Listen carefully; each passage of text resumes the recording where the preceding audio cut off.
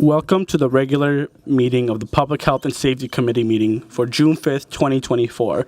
My name is Jason Chavez, and I am the chair of this committee. At this time, I will ask the clerk to call the roll so we can verify the presence of a quorum.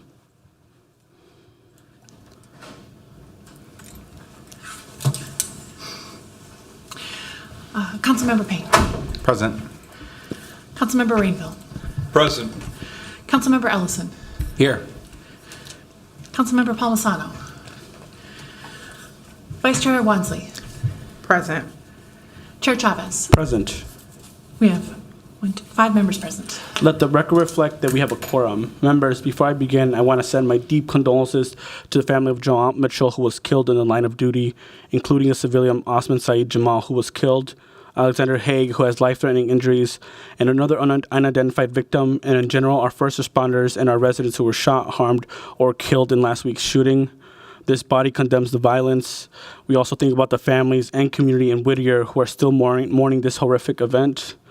I also want to acknowledge the countless lives in South Minneapolis who have been lost or hurt, including Lillian, who was shot and killed on 29th and Cedar and had to drive her baby to the hospital, who was also shot. A Native woman who was found dead on 28th and Bloomington, and more pain across our community with so many questions left to have.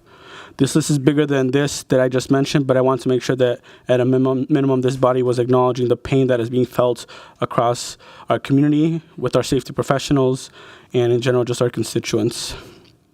With that, the agenda for today's meeting is before us. Before we get started, if you are here to speak on the municipal child care, please sign on the sheet by the clerk, if the clerk can make note.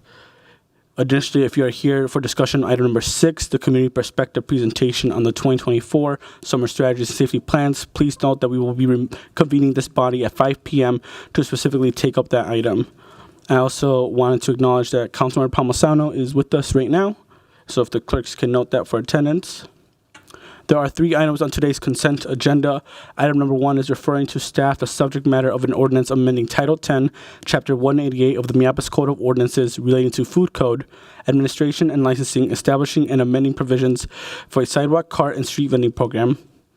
Item number 2 is referring to staff the subject matter of an ordinance, Title 7, Chapter 139 of the Minneapolis Code of Ordinances relating to civil rights in general, amending provisions to add protected classes, bolster enforcement of current protections, and amend procedures for efficiency, and ease of use. Item number 3 is a grant from Hennepin County for mental health services at the Health Department's school-based clinic. Members, are there any discussions on these items? We can either use speaker management or your little tag. Council President Payne. Thank you, Chair Chavez. I just always happy to see us supporting our school-based clinics, especially as it relates to mental health support. So just really glad to see that here. Thank you. Don't see anybody else on queue. Did want to let you all know that item number 1 is something we're going to be working with the administration on, establishing a license for street vendors.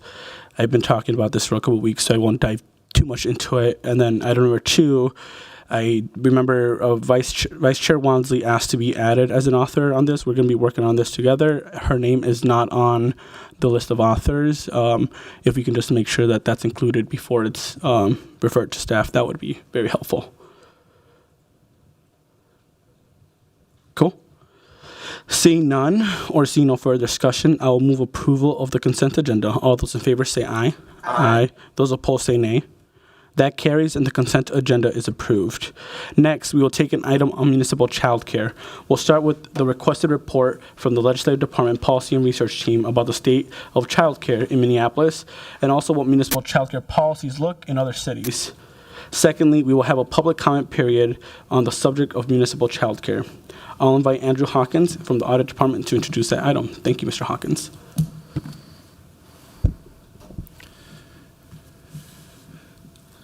Thank you. Good afternoon, Chair Chavez and members of the committee. My name is Andrew Hawkins from the City Auditor's Office of Policy and Research. First off, I want to begin by thanking the author of this report, Ashley Juck, for her amazing work. Unfortunately, Ashley is at home dealing with COVID and is unable to be here today to give her presentation. So in her absence, myself and Sarah Renner are going to step in here and do our best to cover this extremely detailed and expansive report. I do know Ashley is following along at home in case there are any questions that we're unable to answer. So we'll hopefully turn those around quickly and ensure those are available either through LEMS attached to the agenda item, and those will also be made available through our website.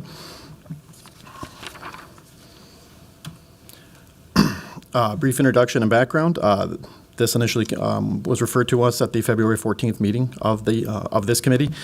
As Chair Chavez just covered, this was intended to be a landscape review of other programs and policies that have been shown to increase access to high-quality, affordable childcare and/or a living wage childcare job. Due to the terms used throughout and about the industry, early childcare and education, ECE, childcare, and early childhood education are all used and referenced in the discussion of the same topic and issues.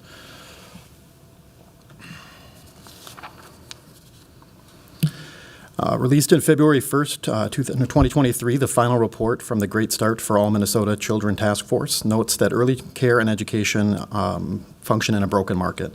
The price is too high for many families to afford, yet industry wages and benefits are often extremely low. Despite quality early care and education being critical for long-term success in reducing the achievement gap between children of different backgrounds and economic groups, society provides much less support to families during that time than when children are older.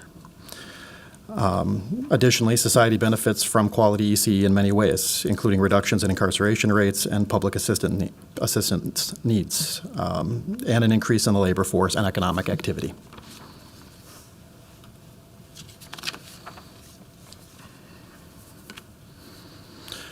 Regarding some trends in the early care and education industry, the first being extremely notable, just the impact of COVID, which also is, ironically enough, impacting this report today. While the industry was already struggling pre-COVID, the pandemic intensified the issues, particularly with provider closures and increased trouble attracting and retaining workers. Further, regarding just the need of children and families, both, I think it's just general trends and also exacerbated by COVID. In recent years, childcare workers have seen a marked increase in the social, emotional, and behavioral needs of the children and families they are serving. This translates to increased pressure on existing staff that's exacerbated by ongoing staffing shortages. The next one, which again, it's both the increasing availability of pre-K and establishment of pre-K programs, but also the impact it's having on early care and education. While the growth of pre-K programs nationally has helped to increase access to early care and education, an unintended consequence is that it negatively impacts the sustainability of early ECE providers. Providing care for older children usually offsets the high cost of infant care for providers due to age-based requirements for staffing ratios. It's also a concern that if older children are in a pre-K program, ECE providers of younger children may not survive. Additionally, on the topic of staffing concerns and staffing shortages, it's also extremely hard to find workers, and the lack of both general and credentialed staff is an ongoing issue with the ECE workforce. Low wages lead to persistent workforce shortages and the inability to recruit new employees. Many providers are not enrolling their maximum occupancy due to lack of staff, and they are competing with retailers who can offer a comparable or higher starting wage that also does not require a college degree. Lastly, just on the decrease of family child care provider centers, there's just, I think across the board, there's been a decrease in these providers for a variety of reasons. One of those is just, again, access to fewer resources and being unable to compete with the more established child care centers. Again, while there are pros and cons of both options, the centers do tend to be more expensive.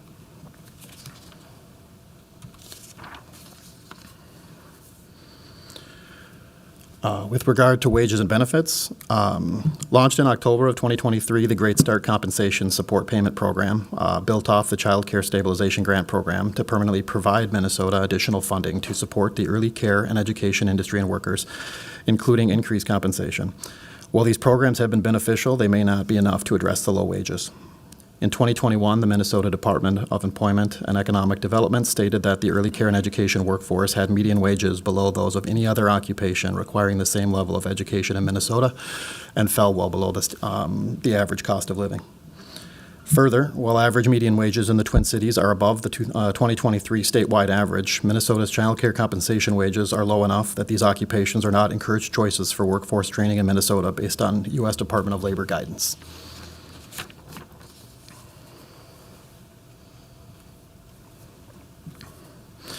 The following data reflects the percentages of provided benefits from, again, the range of child care providers that we've discussed in this report. I think what this data also shows is that it highlights the challenges that are specific to family child care centers. As far there's, again, what's reflected in the data that we have is 38% offer no form of benefits. Again, this isn't necessarily because they're electing that not to. It stems primarily from the opportunity to.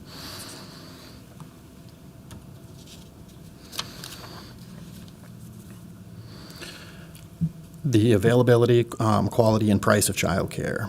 While access is more complicated than the ratio of children to ECE slots, it is still helpful to understand the current situation in Minneapolis. As of April 10th, 2024, there were 343 total licensed active programs, 223 child care centers, and 120 family child care providers in Minneapolis. This totaled 20,871 licensed capacity spots.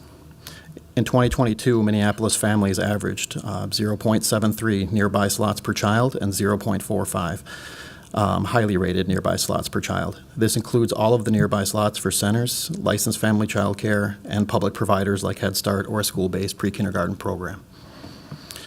While discussing the price of ECE, it is important to note that people are generally discussing the market rate price including in this presentation and associated report. There is a wide discrepancy between the market rate price and the actual cost of providing high-quality early care and education. As a federal benchmark for affordability, the U.S. Department of Health and Human Services recommends a maximum ECE contribution for families of 7% of their income. This is based on data that showed the average percent of monthly income spent by all families on child care stayed consistent at about 7% from 1997 to 2011. Lastly, you can see the average ECE weekly prices for infants, toddlers, and preschoolers for family child care providers and child care centers in the city of Minneapolis. For each category, a range has been provided to underscore that even determining the average price will vary by source and methodology.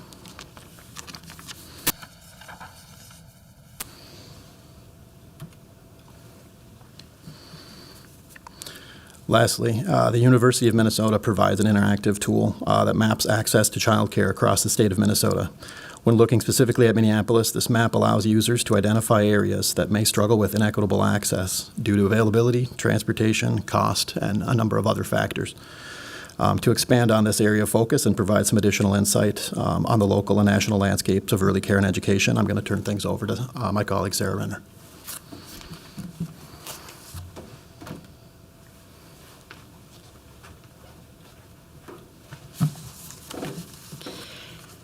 Chair Chavez, council members, in thinking about equity in early childhood education, there are three distinct components. Equity for children and families includes equitable and non-discriminatory access across income, race, ethnicity, language, sexual orientation, and disability. This map from DHS shows areas that are shaded in dark blue, and those are child care access equity areas. These are geographic areas with higher rates of vulnerable populations that are prioritized for retaining and starting new child care. Equity for workers, the second component, equity for workers, includes addressing the issues raised by an extremely low-paying industry, which is comprised of 97% women and is disproportionately BIPOC. There is an overrepresentation of workers of color, especially in entry-level roles. And finally, there is the issue of equity for those most impacted by the lack of ECE, or early childhood education options. This includes individuals who must leave the workforce in order to care for their children when ECE is unaffordable, unavailable, or inaccessible. This is primarily women, and it can have permanent inequitable repercussions. The report includes a comprehensive overview of the programs that are serving Minneapolis families, and I'm going to highlight two of the largest. Child Care Assistance, or CCAP, is funded by federal, state, and county contributions. In 2023, CCAP served 7,506 children in Minneapolis, or an average of $4,943 each month. The monthly per-child payments range widely, but on average, families receive about $1,500 per month. Increased investment in CCAP last year, thanks to the state, increased reimbursement rates for providers, and expanded access to an estimated 500 additional families statewide. The Early Learning Scholarship, or ESL program, is funded by the state. In 2022, 740 Minneapolis children received what's called ESL Pathway 1 funding, which is awarded directly to families and stays with the child. Last year, over 1,000 children in Hennepin County received Pathway 2 funding paid directly and awarded as a scholarship. An increased investment in the ESL for this year and for the next means that eligibility will be provided for children from birth to age 3, and scholarships amounts for children will increase, as will families' income limits. There has been some action at Minnesota state legislation, including to lay out future potential plans. This state legislative session, there was a push to increase funding for early childhood education to cap child care costs at 7% of household income for all families making less than 150% of the state median income. The additional funding approved this session, however, was $60 million, while the sum sought to fully fund the 7% cap was $500 million. The state is in the process of establishing a new Department of Child, Youth, and Families, and it's hoped the department will convene leadership and maximize and coordinate funding to improve child care access. The Great Start for All Minnesota Children Task Force was tasked with developing a state plan to ensure that all families have access to affordable and high-quality early care and education. While the plan's recommendations and timelines may or may not be adopted by the legislature, it does provide some insights into how the state might move forward in the future. So therefore, the implementation plan, as well as the timeline, which is from 2025 to 2031, is included in Appendix 3 of our report. Within Minnesota, several cities are moving forward with plans to strengthen early childhood education. For several years, St. Paul has been working towards a early childhood education program funded through an increased property tax levy. The program intends to make ECE free for low-income families and puts costs on a sliding scale for others. It also would increase ECE spots and support providers. If the ballot question is approved this November, it would raise $2 million the first year and reach $20 million by year 10. The levy would result in an estimated $20 increase in property taxes for the median value home in the first year and an increase of $200 by year 10. St. Paul continues to work on estimating how many children and families the program would ultimately serve, as there are concerns about how much funding would be needed to meet the program's goals. Duluth. A few years ago, Duluth realized the lack of education, early childhood education, was impacting their economy, including through labor shortages. In response, the city created a ECE working group. The group identified the lack of funding for early childhood education workers as one of the largest barriers, and focused its efforts on workforce needs and strategies. As a result of the group's work, Duluth now partners with the Northland Foundation to fund workforce grants. And through its Jump into Childcare program, the city is also using ARPA funds to provide education and training to prepare people to work in early childhood education. Duluth has stepped up its work to provide support to support providers. It does this by accelerating the rezoning process so that providers can relocate if they need to. It also expedites necessary permits and inspections required after major renovations, and it also carves out childcare loans as a part of its small business loan program. And finally, it provides gap funding for licensed childcare providers who are starting or expanding within city limits. The Duluth Mayor's Child Care Task Force was launched last year, and it was tasked with identifying additional solutions that could be locally implemented. And while the recommendations are yet forthcoming, the city staff did discuss some of the possibilities they are considering, which include zoning to allow early childhood education in certain business industrial sites. As well, reviewing all city-owned facilities to evaluate if any could become early childhood education facilities, requiring new multi-use facilities to have designated early childhood education space, and finally, creating a substitute teacher pool.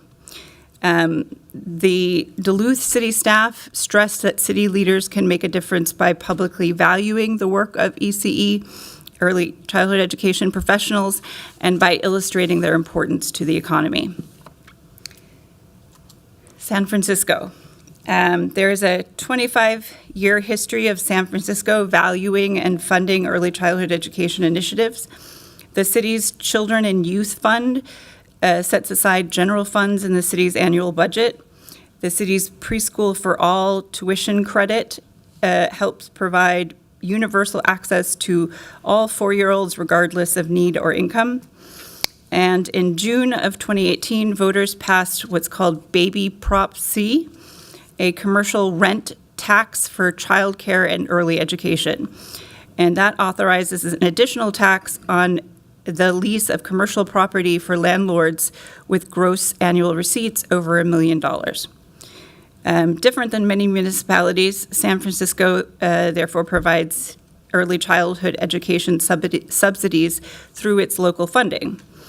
In the fiscal year 2022-2023, the city invested $112 million in ECE tuition. The results include making over 10,000 children eligible for free early childhood education, a 72% reduction in the number of families on the wait list for subsidized childcare, a 150% increase in infants and toddlers enrolled in free, high-quality early education and care. The city strives to bring the ECE workers and educators in their network up to the compensation levels that are comparable to those in the school district. To this end, they provide additional funding to programs based on factors that include things like education permit level and qualifications. The minimum wage for teachers in San Francisco is essentially $28 per hour, which is the minimum living wage. Also last year, they invested $46 million in workforce compensation. This resulted in a 47% increase in salaries for around 900 educators working in the highest need centers, and an average wage increase of over $12,000 for 1,631 educators. And then with Baby Prop C, the city increased funding for bigger investments, including specifically on infant and toddler slots. Last year, they invested $23 million in new ECE facilities, resulting in 67 early childhood sites being added to the network and 17 new facilities, creating space for additional 500 children. City-supported providers that want to build new facilities or expand or are required to include spaces for infants and toddlers. San Francisco's Child Care Impact Fee also requires developers to either buy childcare space in new developments or pay a fee that is rooted to the city's childcare facilities fund to increase childcare supply. Public-private partnerships for affordable housing projects are required to explore the inclusion of ECE spaces. The city also provides funding to support the infrastructure of those projects. Staff in San Francisco's Department of Early Childhood said they have also worked with the city planning department on changing codes and regulations. For example, the department has worked on creating a shared use space so that centers can use a designated outdoor play space during the day, but residents have access at nights or on weekends. They're also investigating how public playgrounds might be used as legal outdoor spaces for childcare, which is a part of what's required in California to have an outdoor space. So the use of public space in lieu of having space on site is another way to reduce barriers for childcare programs. So additional policy and program examples. In Minnesota, employer-sponsored ECE programs make up less than 2% of early childhood education capacity. In August of 2023, an informal count found 42 employer-provided early childhood education programs in the state with a total license capacity of 2,700 slots. This small number can be explained, at least in part, by the many regulations and barriers to becoming an early childhood education provider while offering a very thin profit margin. Despite the availability of federal tax incentives, a recent report found that costs and complexity are likely preventing employers nationwide from providing childcare. However, some states are still trying to incentivize employers, and that includes Iowa's Child Care Business Incentive Grant, as well as programs in New York and Michigan. Providing space for early childhood education is another example of that can be further explored. So finding appropriate and affordable space is often a very big obstacle to opening early childhood education programs. And providing reduced cost space or rent as a way to reduce the financial burden on providers can be beneficial. Laverne, Minnesota, for example, addressed their lack of early childhood education by helping to provide a space for a new provider. In 2023, the city purchased about 30,000 square foot former office building, which will be remodeled into the county's largest early childhood education center. And St. Peter similarly provided a group of parents with a low-cost lease on a city-owned building so they could afford to start a nonprofit early childhood center. Based on conversations with early childhood education experts, continued research in this topic might include analyzing city-owned building space to see if any spaces could be leased or sold at a reduced price under an agreement that the space be used for early childhood education, partnering with downtown building owners to incentivize using currently empty spaces for early childhood education programs, and funding the purchase of an unused building and/or assisting with the cost of renovations. And finally, in considering additional future research or actions, the National League of Cities it summarized the insights from cities' experiences with supporting early childhood, and they offered a list of what city leaders can do. This is that list. I should also say that many examples in this report suggest a range of concrete ways that cities can and are helping to strengthen early childhood education. For example, getting to know the challenges faced by providers, finding ways to support and enable space for providers, improving access and equity. And this concludes our presentation, and we are happy to respond to any questions you may have to the best of our ability, and/or Ashley will follow up in writing.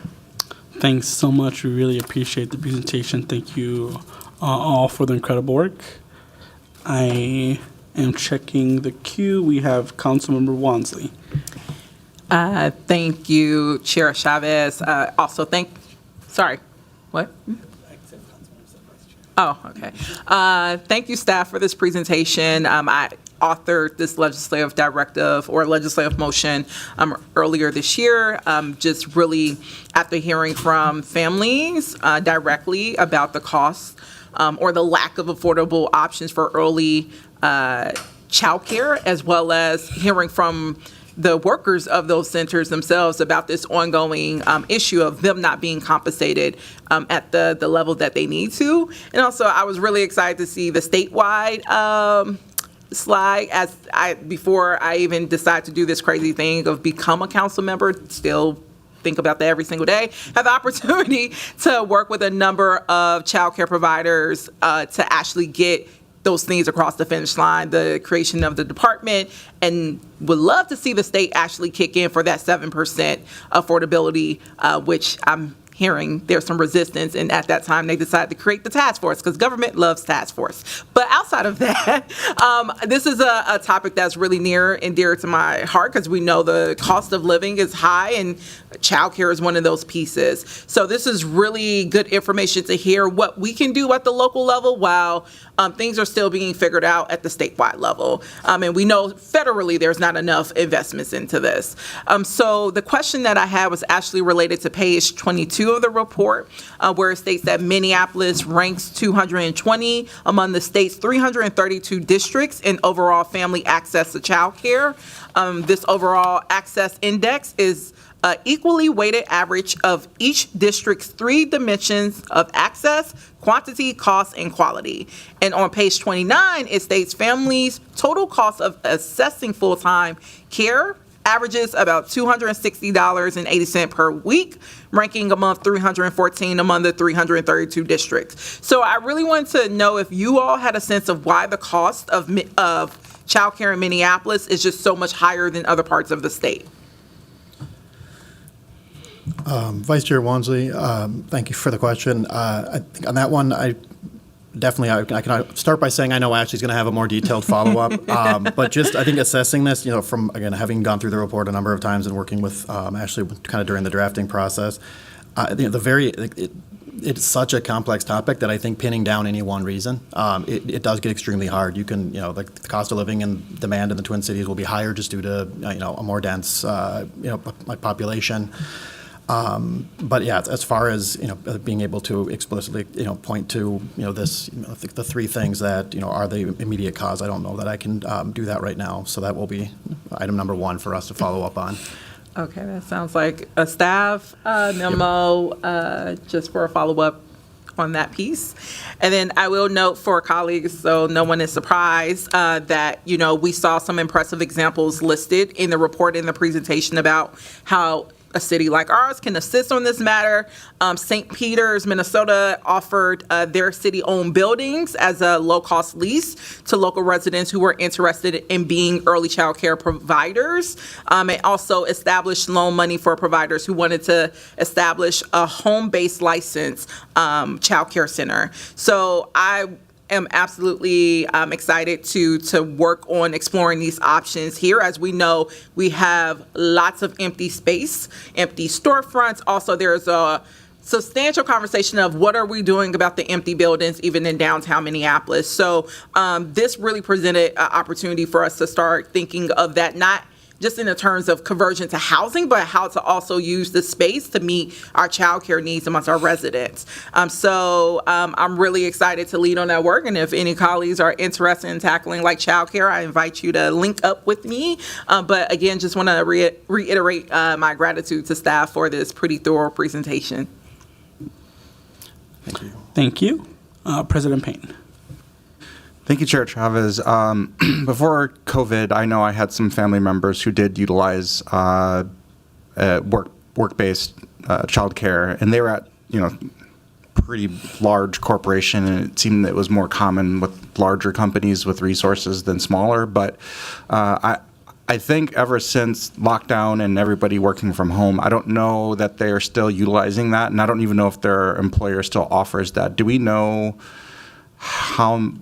do we have a sense of whether or not those types of employer benefits have been restored, or is it the end of that as a practice? And because I really liked seeing how a local government could potentially either incentivize or help jumpstart that kind of arrangement, because I remember them really appreciating it at the time. Absolutely. I know there's a number of examples in the report that cover what's being done at a city level to incentivize businesses to offer incentives to their employees that are childcare related. Also, not to tangent completely from the report, but just from my own interest, like I'm looking into this exact topic about an hour ago. I think they're starting to see an increase in this trend as, I think because it's obviously a benefit that people are looking at just with the sheer cost of it. It's a good recruitment tool, but also as far as attracting the workforce back into the office. This is starting to be, everything comes back to that, like this, like we are seeing an increase in places that are incentivizing childcare on location to kind of, again, to ease that burden of, people like having access to, affordable childcare, but also just the convenience of, you're just going to one place. So I think that is something that's continued to evolve. As far as whether or not it's established back to where it was pre-pandemic, I'm not sure, but we can certainly follow up on. As a father of a 4 and 5-year-old, I know firsthand, what the impact was of the childcare field during that time. Yeah, I mean, I feel like there's a real opportunity as we're thinking as an enterprise about our current staffing challenges. Is that something that we ought to be pursuing ourselves and walking the talk? A thought. Cool. I don't see anybody else on queue. Thank you so much for the presentation. Really do appreciate it, and we are really grateful to get that report. Seeing no further questions, I'm going to proceed to open the public comment on the subject of municipal childcare. If you did not sign up yet and want to speak, please see the clerk to go sign up. Each speaker will have 2 minutes to provide testimony. With that, we will have a list. Perfect. We do have a list.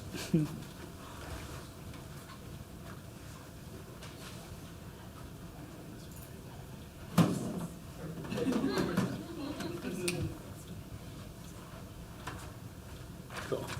We do have one person. We have Howard. Come on up. Yeah. Good afternoon, Council Chair, Council members. My name's Howard Dotson. I live in Ward 5. 24 years ago, I did my training at a treatment school for children coping with mental health challenges. I've been working with refugee children in South Africa, Kenya, Lebanon, Jordan, Tijuana, and Ukraine and Poland. So what I want to share with you is that I recommend that you invest in early child care because so many of our refugee children here are coping with the mental health challenges, the untreated PTSD, the depression and anxiety in our refugee communities is a real challenge. What some people don't realize is that when people go through a war and they go through the camps, and when they finally get here, there's intergenerational trauma, there's vicarious trauma. So early child care in our schools need to focus on protective factors for those children. So trauma-informed child care and schooling that has expressive therapies, art and music. That's what we use with our soldiers when they're recovering from PTSD. That's what we use with the refugee children coping with the stresses of what they've been through. We have so much untreated PTSD in Minneapolis, not just because of the refugee experience, but because of all the violence in our community. So I commend Governor Walz for having free lunches. This fits right in with the trifecta that we're going through as a state. So thank you for investing in our children. Thank you. There isn't anybody else on queue. Seeing that no one wishes to speak on this item anymore, I will now close the public comment. Do any of my colleagues have any discussions on the comments we just heard? Cool. Seeing no further discussion, I'll ask the clerk to receive and file that report as well as the public comments. Our next item is receiving and filing a report relating to the South Minneapolis Community Safety Center and the work of community safety design and the work of the community safety design and implementation team. My Director Amanda Harrington, Director of the Community Safety Design and Implementation team in the Office of Community Safety. Welcome. Thank you.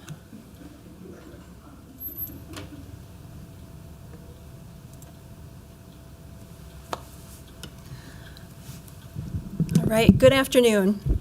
My name's Amanda Harrington. I'm the Director of Community Safety Design and Implementation in the Office of Community Safety. And as you noted, I'm here to provide an update on the South Minneapolis Community Safety Center. City Council did request monthly updates on this project, and so this is the first of many, I imagine. Before we get into the details of the South Minneapolis Community Safety Center, it's important to put the project in context. This project strives to address community safety, which is a relatively new concept for the city. We've generally talked about public safety. Before in Minneapolis, community safety actually takes into account not just actual safety, but perceived safety for individuals. And it recognizes that government must work with community, both individuals and organizations, and that we can't just focus on crime and violence, but we have to address the underlying or root causes of issues. My job in particular is to build out the community safety ecosystem in the city. And understanding the ecosystem is important because it's the basis upon which we're creating the Community Safety Center. The concept comes from the Safe and Thriving Communities report written by Dr. Oftali, and it builds on our definition of community safety. So it's a network of organizations, community, government working together, not just working side by side, but actually collaborating to address violence and to the underlying issues. And it means that we have to have services that relate to prevention, response, and restoration. The design and implementation work has a mission, vision, and values. I'm certainly not going to read this slide to you, but I think it's important for you to know the framework in which we're doing this project. I also think it's important to state that this work will not happen overnight. And by that, I'm talking about the larger work of the ecosystem. We're working on transformative change in our city and with our partners, and that takes time. I certainly know there's a sense of urgency by many who feel like they've waited long enough to see things change. And I've been operating in that urgent state of mind as well since I started with the city in December, sometimes working up to 70 hours a week to get everything done. But as I'm sure you know, that is not necessarily the best way to make lasting systems change. It's not necessarily the best way to work with all of our communities and cultural groups in the city, and it's certainly not sustainable for the people trying to create the change. So a community safety center in Minneapolis is something new. We've had safety centers before, but they were small and temporary, nothing quite like what we're trying to create this time. And I've looked for similar centers around the country that we could use as a model and haven't found anything quite right either.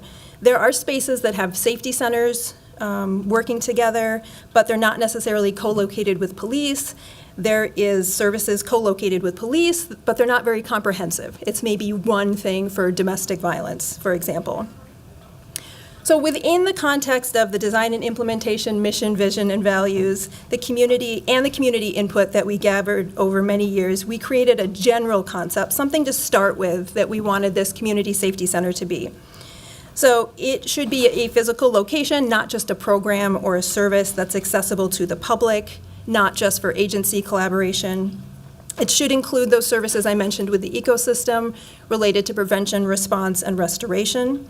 We know that police will be a response service in the center, and the rest of the services were not determined until we had completed community engagement to learn communities' priorities. It has to allow for collaboration between government and community-based organizations. I'll refer you back to the concept of a community safety ecosystem as a network.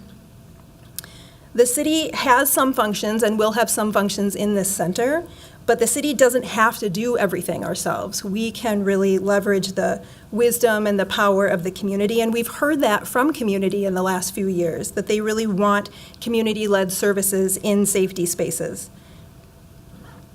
We also want the center to be welcoming. This came up again and again during recent rounds of community engagement. Part of feeling safe for folks is feeling welcomed. People want to see people who look like them, who speak their languages, and they want to not feel ashamed that they need help or that they're seeking services.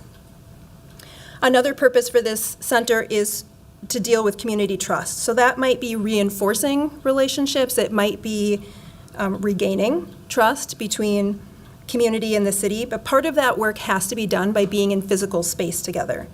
It's really powerful to have a meal, to see other people as human beings, maybe over coffee or getting water in a break room. And that's true for city staff to see community members and for community members to see city staff. I know that I haven't always felt like I was seen as fully human as a community member, and more recently, I felt that way during community engagement. Some people during community engagement spoke to me as a representative of the entire city, and I was. I was the representative of the city at those events. But in some cases, there seemed to be no space or recognition for the fact that I'm also a woman of color, a mom, a survivor of abuse, a sister of a sibling who has addiction and homelessness struggles. I wasn't seen as fully human, and I don't want to create a space where that's true for other people. Everybody who comes into this space should be seen for themselves, not just on their worst day, not just defined by their worst day, and certainly not by who they work for. While this presentation is an update about the South Minneapolis Community Safety Center, it's part of and can't be separated from the larger ecosystem work. And so what you're seeing on this slide is the structure of the community safety design and implementation groups. We've created committees to work on the ecosystem, and the same committees are working on the Community Safety Center.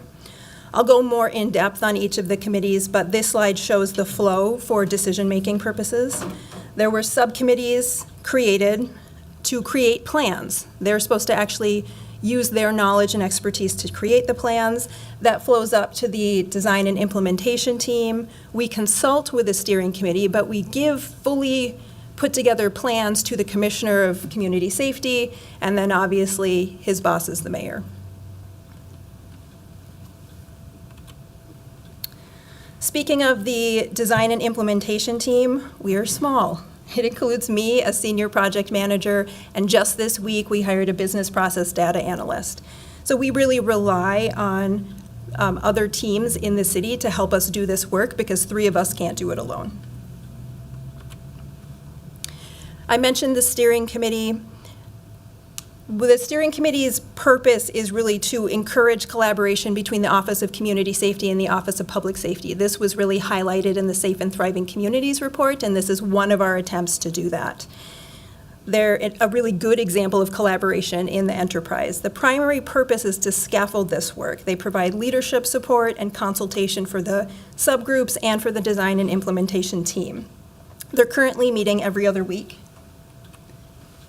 And then we have 4 subcommittees. This may change over time. These subcommittees are meant to be flexible. So depending on the project that we're working on, people may come in and out, the subgroups may expand, or they may contract. The community relationships and communications meeting was weekly while we were working on engagement around the South Minneapolis Community Safety Center.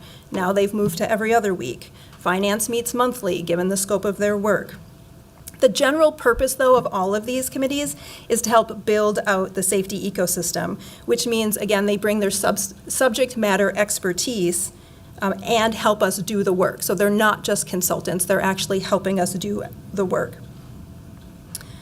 One example is when we did community engagement recently, we relied heavily on neighborhood community relations staff to organize events with culturally specific communities. And when we do pilots or work on services, those services won't live in the Office of Community Safety necessarily. They should live in other departments. They might live in health. They might live in CPED. So we have to work across the enterprise on all of these projects. So the first committee to talk about is the Community Relationships and Communication Committee.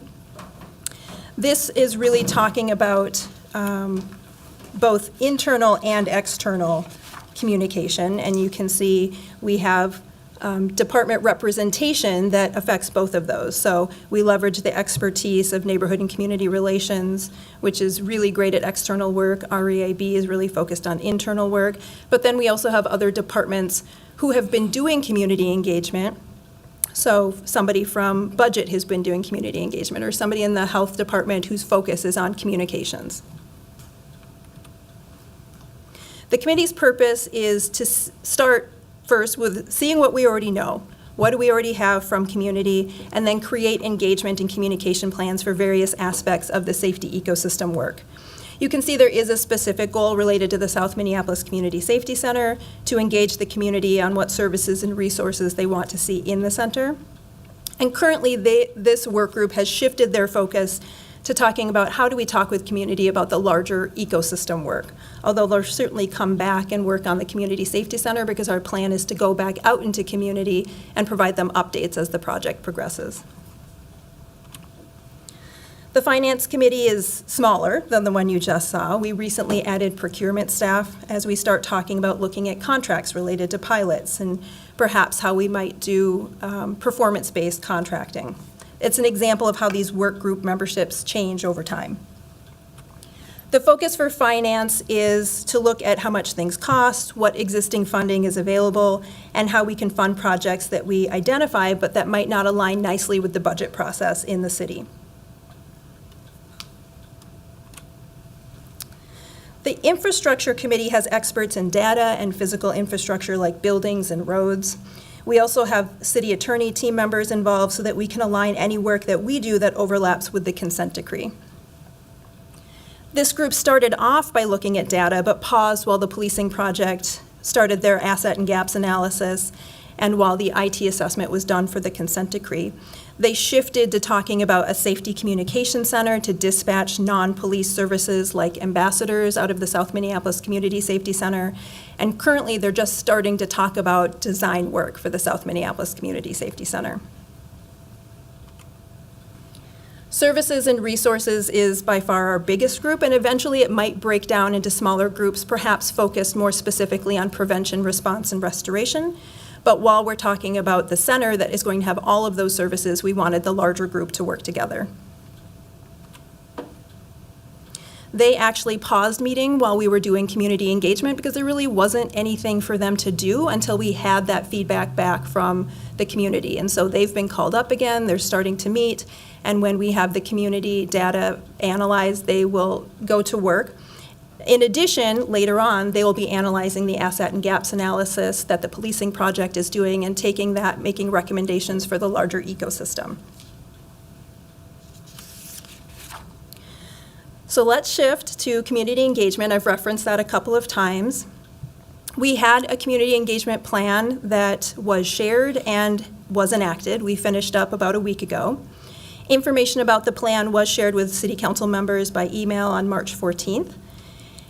And I wanted to start off with the community engagement by just acknowledging this wasn't the first conversation that we're having with community about safety. It seemed disingenuous to say that we were starting from scratch.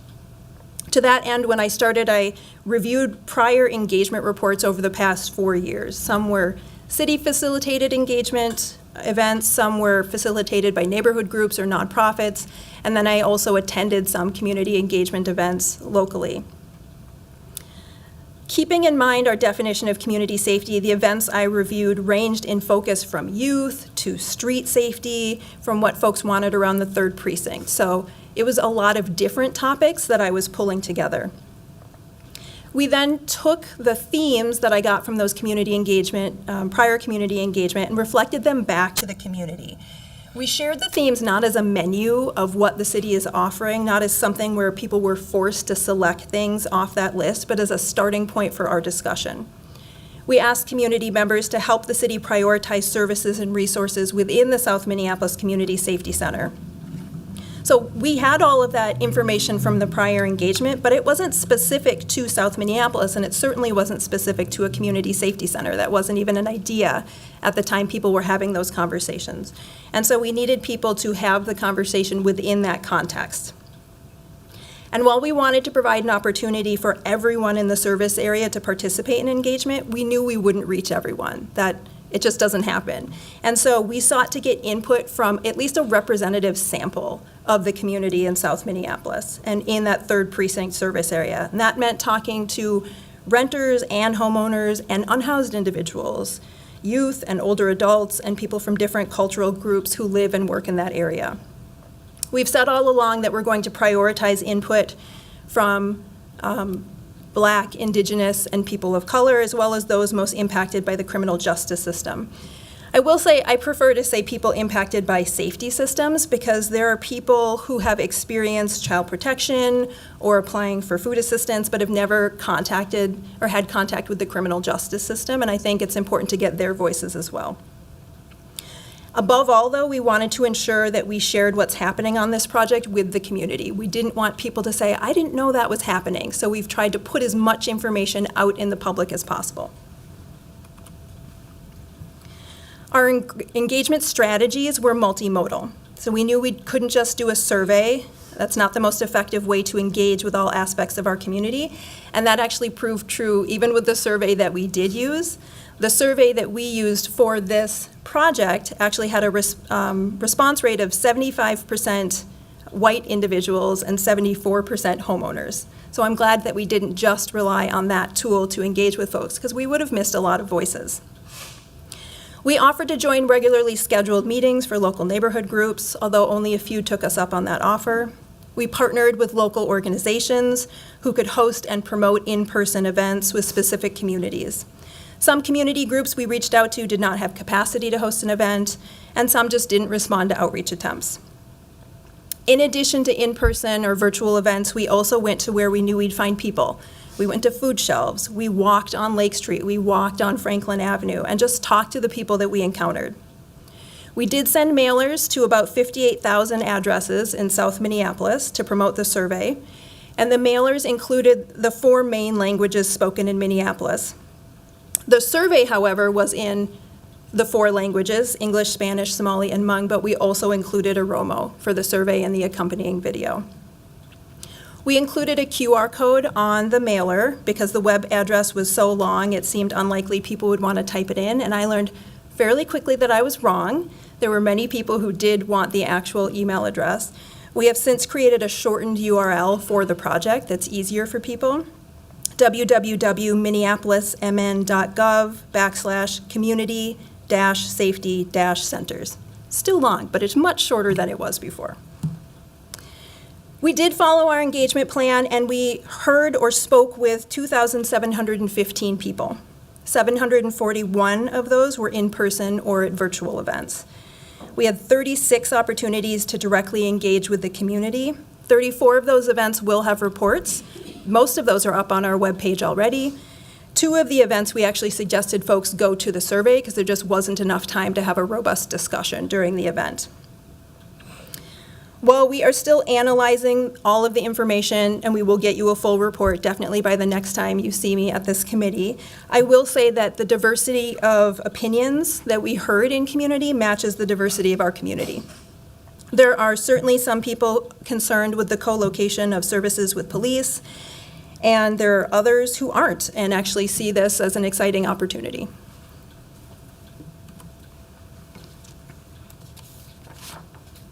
Along with engagement, we have to talk about communication. They go hand in hand. And I previously mentioned the South Minneapolis Community Safety Center webpage. We put updates on that continuously. We also utilized Office of Community Safety social media accounts to promote events. While the Office of Community Safety media accounts don't have many followers, we asked other established social media accounts to amplify our posts. We also used press release to communicate with the public when we signed the purchase agreement and when the survey was open. And lastly, we relied heavily on hosting organizations to promote events through their networks. We also provided weekly updates to the public through news bites and monthly updates provided through GovDelivery and now through this committee as well. We also had a number of strategies that we just used one time, including the mass mailer, but also going on cultural radio and TV programs and sending out information through our crime prevention specialists. The internal communication plan is very similar because staff have access to many of the same strategies. A couple of additional strategies to call out. We did ask staff on the design and implementation committees to share information back with their departments. So they're hearing what's going on doing the committee work. They should be able to bring that back and speak firsthand, at least about what their work is, to their colleagues. We also shared the engagement plan with city leaders during a regular citywide leadership meeting, and more recently promoted the survey in Minneapolis Matters that goes out to all staff. I may have mentioned this before, I can't remember, but I also sent emails to city council members and their staff weekly, sometimes more frequently than that. I will note that my last email was May 20th, because that last week was packed with events, and then I traveled and was preparing for this update. So I know you might be sad that you haven't heard from me in a little while. I also offer all city council members the opportunity to meet monthly and talk in person. I currently have 2 city council members that have regular meetings scheduled with me. Others prefer to connect on an as-needed basis. And I also want to share a sincere thank you for the city council members that amplified our messages, promoted events, and talked about this project. I know people hear from you because I hear a lot from folks who say, I saw this in so-and-so's newsletter, and so thank you for helping with that as well. I mentioned that we're still analyzing data from the community engagement, but there's some common themes that came up from conversations in addition to just best practices for how we build city buildings. And so because of that, there's a more clear project plan that's starting to take shape. I see a building where people enter through the front door and they're welcomed by a friendly 311 service center agent. The community member can choose to check into a kiosk if they want, or they can actually talk to a helpful human. They can be directed to a service that's offered in the building. They can connect to city services through the service desk, or they might be led to a meeting room to speak with a police officer. Or an individual could use the separate entrance if they want to forego all of that and just go straight to talk to a desk agent for a desk officer for the police. Community members can access individuals in the center who reflect their community and speak their languages. We've been told by some people that they won't feel comfortable coming to this center, but it will still be a place that's accessible by all, regardless of ability or mental health, income, or other factors. There will be public restrooms and quiet rooms for reflection or lactation. We'll have plenty of resources available. We don't necessarily know what that looks like or what the resources are, but they're going to be there. And there will be spaces to be together. There'll be a community room and other opportunities for us to have collaboration.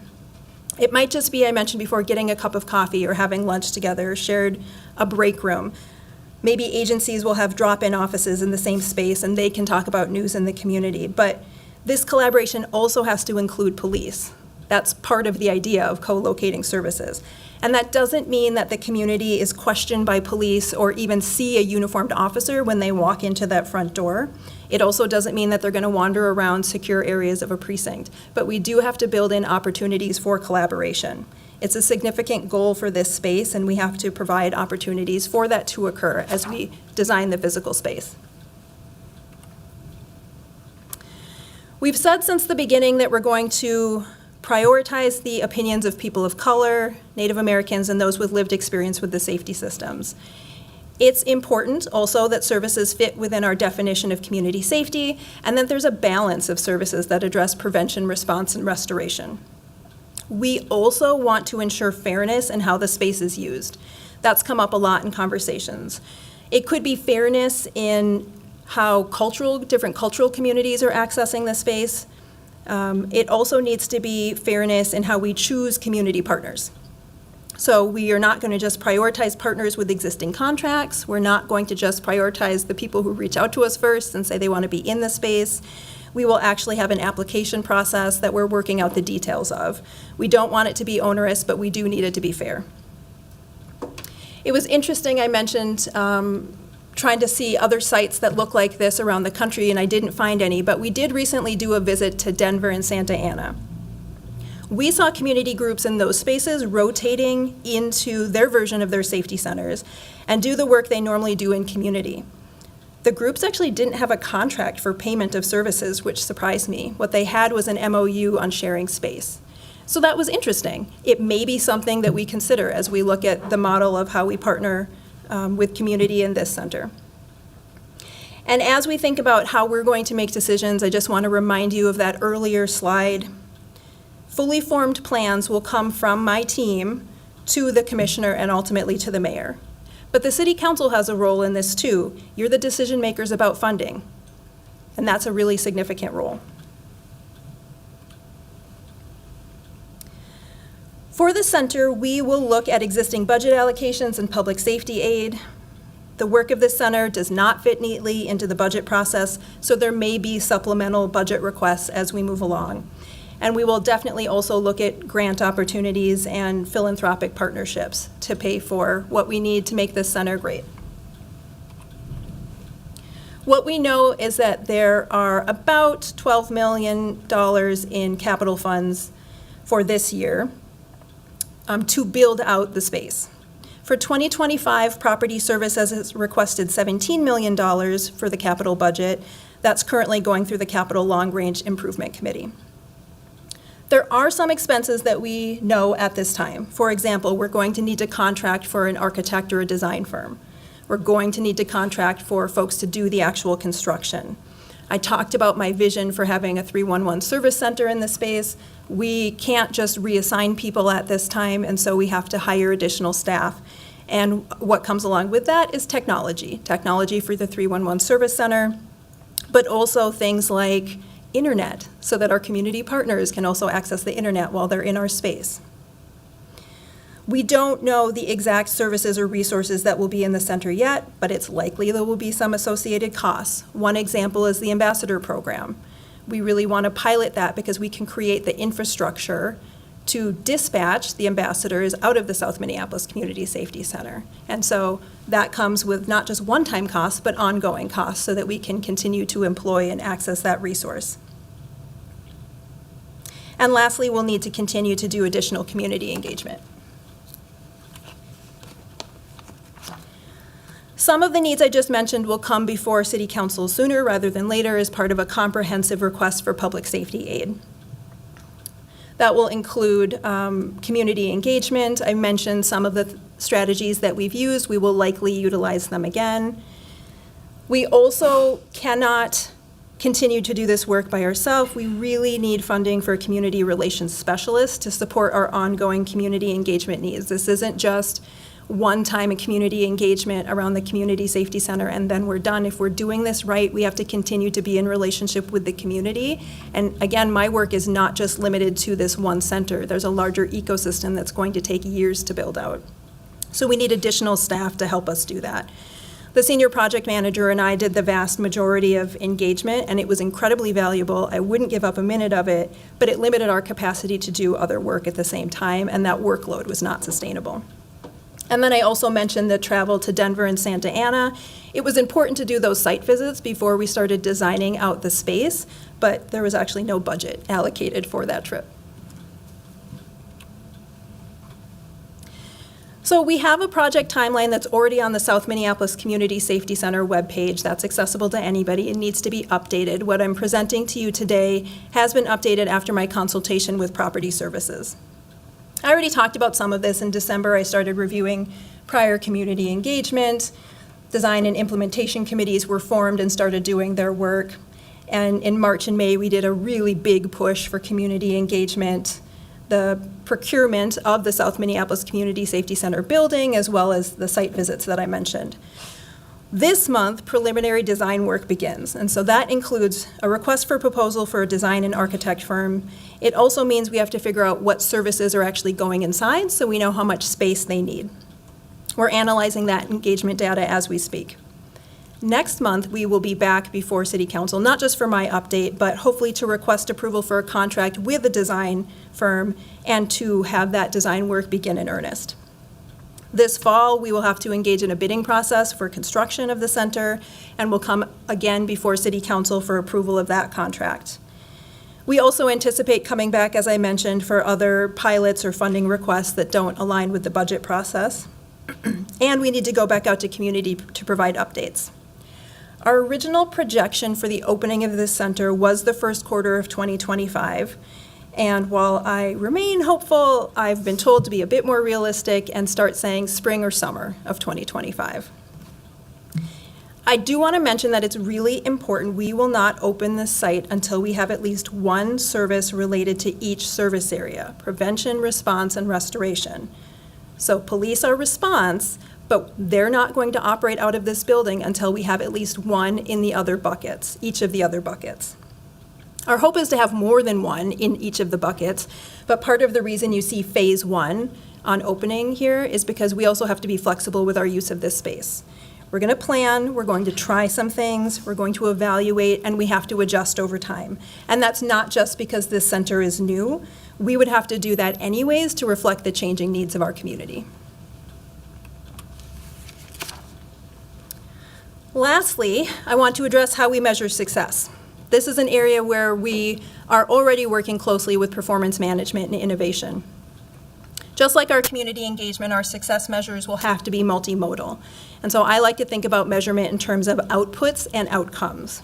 Some of the measurements will have to be outputs. How many people actually come into the center? What are their demographics? What services are they using? The nice thing about working with 311 Service Center is that we'll be able to compare usage and wait times with information that they have from their service center downtown. But for most of the things in this center, we won't really have anything to compare it to.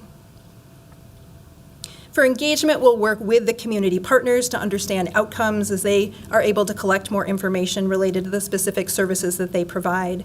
And we also really want to know about satisfaction. It's another way of getting to outcomes. So we're interested in hearing from people who actually use the center, but we also have to think about people who did not use the center. And of course, we'll want to hear from the community partners who share the space with us as well as city staff. I know this presentation provided quite a bit of information. I hope community members and committee members found this helpful, and I look forward to future presentations. I'm available to answer any questions. Thank you so much for the presentation, Director. We really appreciate it. I'll first pass it off to Council President Payne. Thank you, Chair Chavez. I'm not sure how many questions I have because it's such a big topic, so I'm just going to start. And I'll just try to put some constraints around it in that a lot of my thought process on this entire initiative is just around the ecosystem and spectrum of services and responses that are going to be housed here, and how we make the judgment calls about what to include and exclude. And I think my starting point for this is you had mentioned you don't want to open until you have at least one service from, or at least one representation of each of our three core pillars for our Safe and Thriving Communities report. And I was just curious, like, what is the source of that as a design constraint? You know, is that something that was, we want to go by the book in terms of the report, and somebody made that judgment call as our orienting principle, or is that feedback that you got from community that said, we don't want this to open until there's at least some reflection of, you know, the comprehensive approach? Chair Chavez, I'm not sure how to refer to you in the context of this committee, but Councilmember Payne, thank you. It's the end of the day. Thank you for the question. Initially, I will say the idea came from the Safe and Thriving Communities report as an orienting principle. It felt like that was really important. But it also happened to match up with what I was reading from prior engagement around safety, that we have to look at, and people were calling it alternatives to policing then, right? Not the ecosystem. But that came up a lot. It also was reinforced from what I've heard from City Council in this current round of community engagement. And so the ecosystem itself is new. People aren't talking about the words that I'm using with prevention, response, and restoration, but there does seem to be community support around that original guiding principle. And so clearly we know that it functioning as a police precinct covers, you know, one of those buckets of response.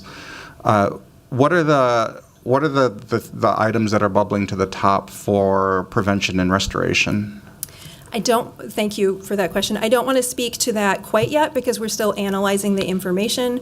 What I have is some themes that have bubbled up to the top related to everybody who chimed in, but because we've said we want to prioritize the voices of people of color, Native Americans, and people with lived experience in the safety system, that takes a little bit more time to analyze.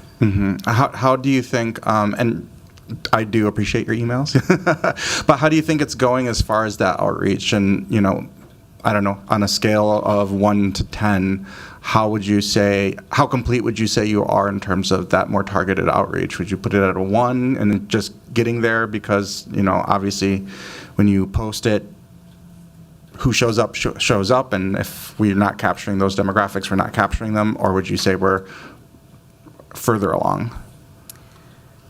Thank you, Chair Chavez, Councilmember Payne. I actually was fairly impressed when I looked at the breakdown of who we spoke to. looking at the in-person events, we had a pretty good split of genders, and we had a really good representation of cultural communities. I haven't looked deeply into age, and that wasn't something that we asked for as we collected demographics. We used some things as proxies, like we had an event at a senior center and we had an event at a school so we could talk to youth. So I want to analyze that some more, but I felt pretty good.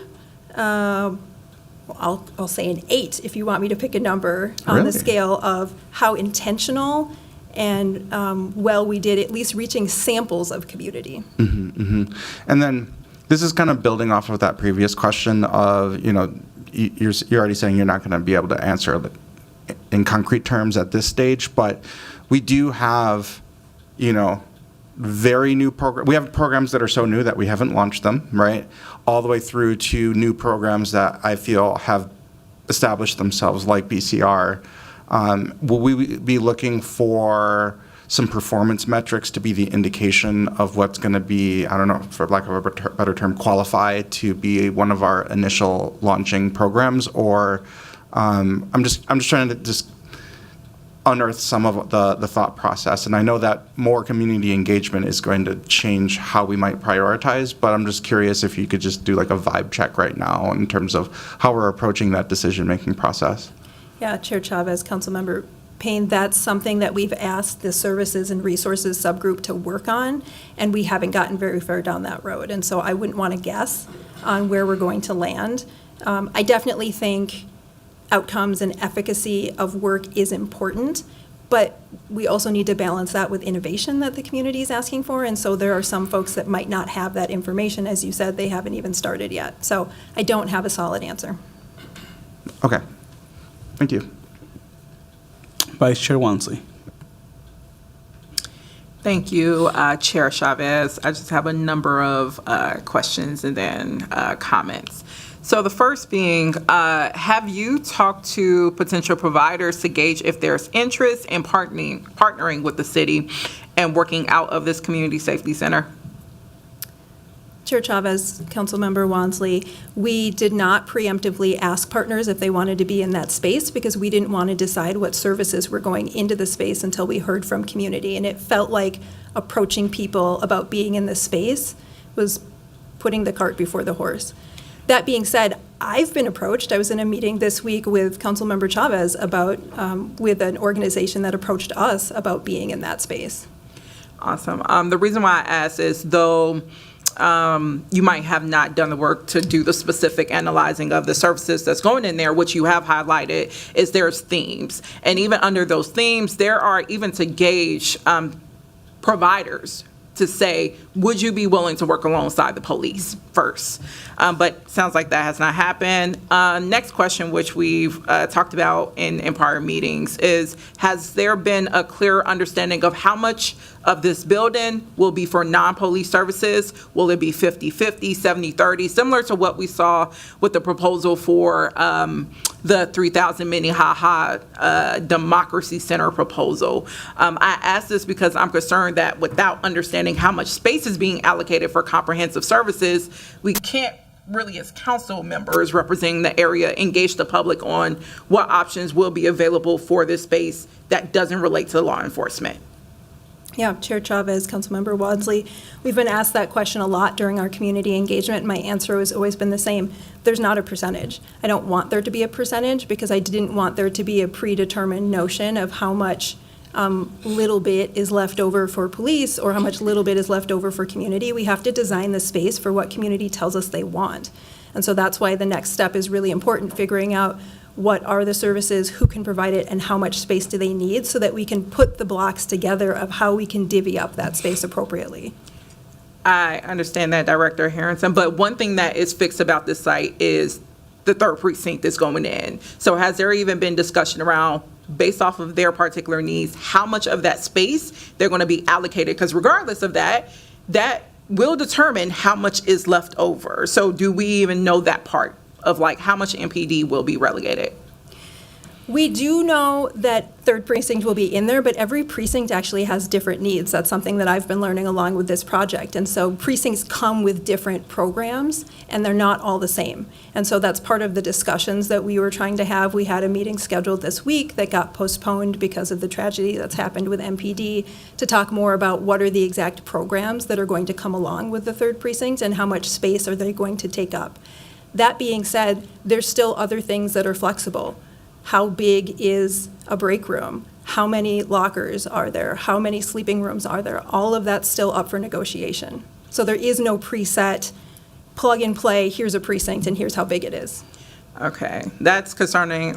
I've had a recent community meeting, even in Seward, and I had the inspector be asked that question, in third precinct inspector, and he had a very good answer for what he would like to see in that precinct, and that was several months back. So I will hope that that would probably be finalized by now. Next question. We approved $1 million contract with Dr. Oftelli in New York University to develop the very thing that we're asking for right now, of like the services, the continuum. Has there been any engagement with those two amongst the implementation team? Chair Chavez, Councilmember Wansley, they've been working, the NYU policing project, which includes Dr. Oftelli, have been working on the asset and gaps analysis. They've been working on dashboards. That's what we contracted for them to do, and they've been doing that work. When they have those drafts to us, then we can start having them work with the subgroups so that we can work on next steps. But their work so far has been on analyzing the data. They've been doing questions to follow up on surveys that we put out, and so there hasn't been a reason for them to interact with the subgroups at this time. Okay. I will note in the original memo from Mayor Fries, it emphasized a lot more about Dr. Oftelli and the Safe and Thriving Communities report in the implementation phase. So I assume they will be working concretely as you're engaging the community around potential services, how that connects with the continuum of services that they have in that blueprint. Those are the initial questions I have. I will just share a couple of comments. So one, we requested this presentation in the wake of all the third precinct council members coming together after having not received information from the Fry administration about what is happening with this center for several months.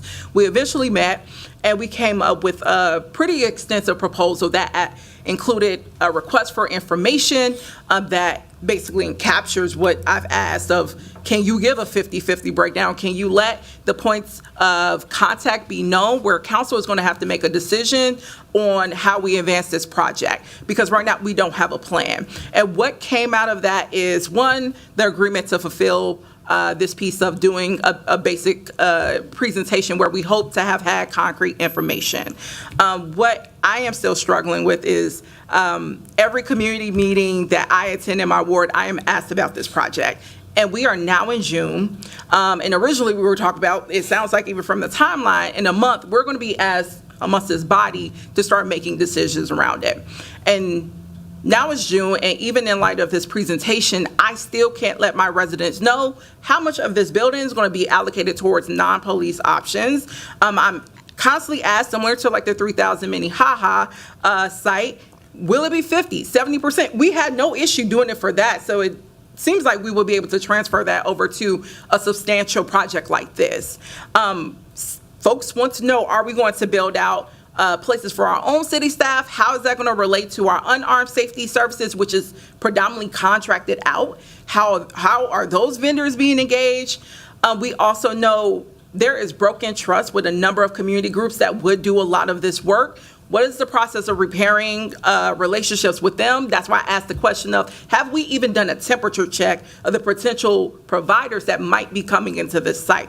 And these are questions that are still unanswered, and yet council is going to be asked to pony up about $17 million as a starting place, as we're also balancing this conversation of going into a pretty substantial deficit of $26 million that also will be funded through a 10 to 14% increase in property taxes amongst our residents. So it's very important that we put this purchase in this project in perspective of that financial situation we're dealing with as a city. And I saw through the presentation multiple times that when we're talking about funding, there was lots of references to the public safety aid. And I don't know if there's just not a connection between the Office of Community Safety and the Mayor's Fry's office around like how decisions are being made, because literally council appropriated not only $4 million, I led that charge last December just for pilots at the safety center. That's going to be in my ward. But we also put in the savings account over $8 million of the remaining public safety dollars. Just this week, Mayor Fry has proposed to take all that money to redirect it to the sole needs of Minneapolis police and to put that towards the police contract. So I don't even understand how we're even saying in this presentation today that we're going to be using public safety dollars that Mayor Fry himself is saying, nope, that's going to fund a contract for the officers. So I'm just still just shocked that we have no more information in June of 2024 than we did in December of 2023. And we've been asking for this for a while now. So I don't even know what to communicate to my residents going forward. I have had the opportunity to at least check out one of the community engagement sessions. I've seen the notes that have been posted. And again, to be able to at least go back to them and say, here are the specificities. We're able to do that with a multitude of projects. I don't understand why we can't do an actual concrete plan that has financial outlooks, that has tangible touch points for this substantial project that will then set how we approach precincts going forward. Because if we look at our capital program, I believe your ward is up next, Councilmember Ellison, for a precinct redo. Are we going to model this afterwards? So we're about to spend several $1 million on precincts. This is going to be a precedent setter. How are we going to approach that with a concrete plan that puts us on track for approaching those other sites that's going to be coming soon? So I appreciate the presentation. I had hopes that there would be more concrete information. That did not happen. I'm pretty sure we'll see you at the next update. And hopefully we can have more information then. Would you like to respond to that, Director Harrington? Otherwise, I'll just pass it to President Payne. I'm welcome to entertain additional questions. Thank you. Thank you, Chair Chavez. Yeah, actually, I got in queue, and Councilmember Wanzi actually touched on some of it. We are kind of in the phase, and just by way of background, I also did some of the community engagement around the behavioral crisis response. I had to read through 8,000 survey responses. It takes time. So, and it's not clear what direction you should take at the processing time. And I know, so I'm very, very understanding of where we're at. We will eventually get to those kind of more concrete answers around these are going to be the services, this is going to be the build out cost. And one of the things that you'd mentioned is that you're going to be going through a process where you're going to be bringing those more concrete recommendations when it's the appropriate moment in the process through your chain of command. I just wanted to invite you to maybe even just me and you could connect one-on-one as we start firming that up. And one of the things that Councilmember Wansley is referring to is we just received this week a request from the administration to reappropriate money that we believe is settled around investments that we want to make around public safety. And that happened in a process where we weren't engaged. It was just presented to us. And I would like to avoid that when it comes to the safety center. I'd like us to actually be engaged and collaborative on this because there's a lot that's in flux right now. It's very fluid. So, as those financial decisions become less fluid and more concrete, I would like us to have a seat at the table in those conversations. It's not going to be received well to just say this is what it's going to be, because I think many of us are in our communities with some feedback in addition to your community engagement. And ultimately, we have to be able to face our community when we're making our votes around financial priorities. And we're hearing time and time again this year that we're going to be in a very tight financial reality right now. And we're going to have to do austerity budgeting, and I truly believe austerity is not about cutting, it's about prioritizing. And this is a priority for us, and so we will find the money to do this project the right way, but we just need to be informed about that. And so even if it's a more informal conversation that just the two of us could have as things start firming up, I would just really welcome that, because I don't want to end up in a situation like we ended up in today or this week around learning about giant moves of money that we thought were settled already. I'd rather it be a more collaborative process. So this is more of an invitation for that conversation. Thanks. Councilmember Ellison. Thank you, Chair Chavez. Thank you for the presentation. It is helpful. I think sometimes I'll try to just say this is Southside business. I'm just going to listen and, vote as I need to. But I do want to say that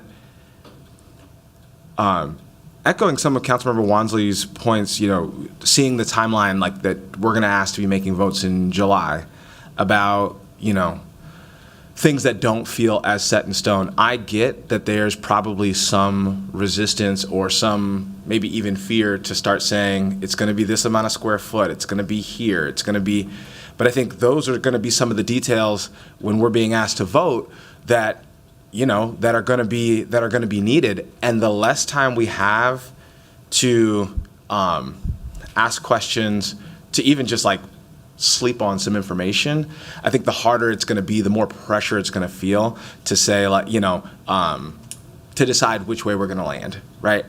And that time can be very helpful. I know sometimes we're delaying things because we don't know what to do with them. Sometimes we're delaying things because we don't want to vote on them. But often, I think items end up getting way delayed because they get offered, they get proposed in sort of like a time crunch, right? It's like, we don't know. It's all up in the air. We're listening. Okay, now here's all the hard numbers, X, Y, Z, and we got to vote now, or this money's in jeopardy, or this is going to happen, or that's going to happen, and we start being told all the consequences of taking more time. And so I think those are some of the things that I wanted to express, that it makes it really difficult to develop some level of buy-in, especially when I know that we're developing something that is at the end of the day tied to service delivery. And community feedback is vital to that, but it's a component of that. And what I'm not hearing is this is why, like a rationale that's rooted in anyone's expertise for like why we're maybe going to build something this way, right? It's like, hey, we're listening to the community, we're going to take that feedback, but let's be honest, we probably don't have the money, and we're not going to put every single idea that community brings us into the safety center. And I think we set up a paradigm, or maybe like we don't temper people's expectations when we're like, hey, we're just listening. They give us 100 things that they want to see. We come back with 5 things that are going to actually happen. And then it's, well, how did we come up with those 5? And those are the kinds of things that, like, at least in my experience doing community engagement, that if there's not a little bit of a framework for people to feel like they can plug into, then when it actually comes down to, like, the rubber hitting the road, it's going to be a lot of, I think, angst, both from community, from council members, about pulling the trigger on something that, while your office and your team will have spent a long time working on it, decision makers and community will feel like it's just gotten in front of us in a real way. And so I just offer that to say, I know that it can be tempting to say we're going to come with like a pretty blank page because we want community to fill up this blank page. But if we're not going to deliver on what the page gets filled up with, which I've never seen a process in which we have. It always kind of comes down to a couple hard decisions. That's what makes me nervous about having to spend money as recently as as soon as July, right? That's a really sort of like, oh man, well, I don't even know how I feel about this yet because I don't exactly know what we're building yet, and I think that's the concern that's coming up for me. One question I did have is, I know back in, I feel like it was 2018, my first year in office, there was some community members over north who were already interested in looking at, figuring out how precincts get redesigned.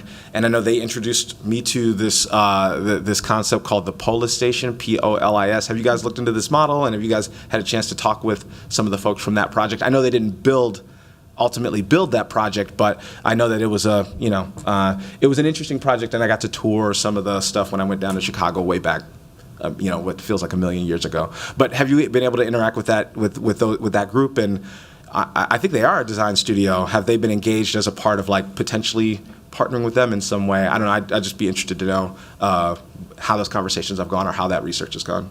Chair Chavez, Councilmember Ellison, we did talk with a representative who was very interested in that police station.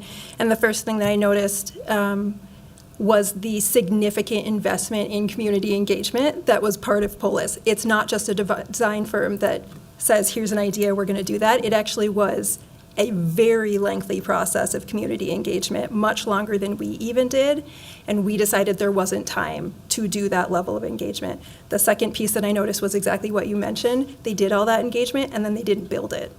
So I did not choose to immediately jump onto that. That doesn't mean that they may not be one of the design firms that applies during the request for proposal process, but we have not followed their model necessarily. And I'll just say, 100% not an apples to apples comparison.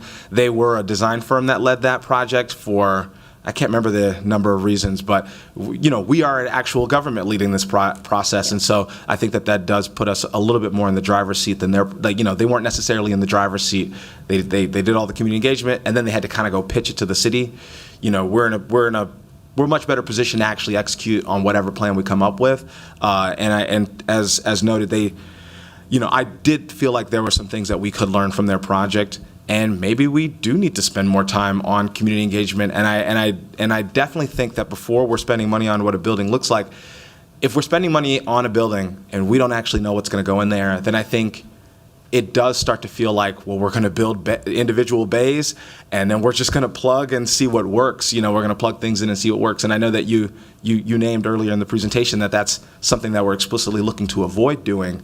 But I don't see how we end up avoiding that if the building's built and we don't exactly know what we can execute. So I'm just offering that as just some feedback, and thank you for humoring my question about Polis Station. But yeah, I would definitely like to see some more information about.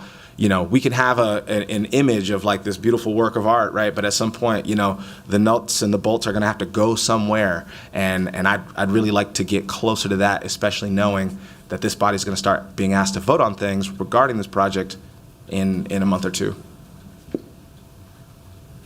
Awesome. Well, one, thank you so much for being here, Director Amanda Harrington. I've enjoyed our monthly meetings talking about this particular project. I mean, you attended a variety of these sessions. The one I appreciated the most was the one that was in Spanish.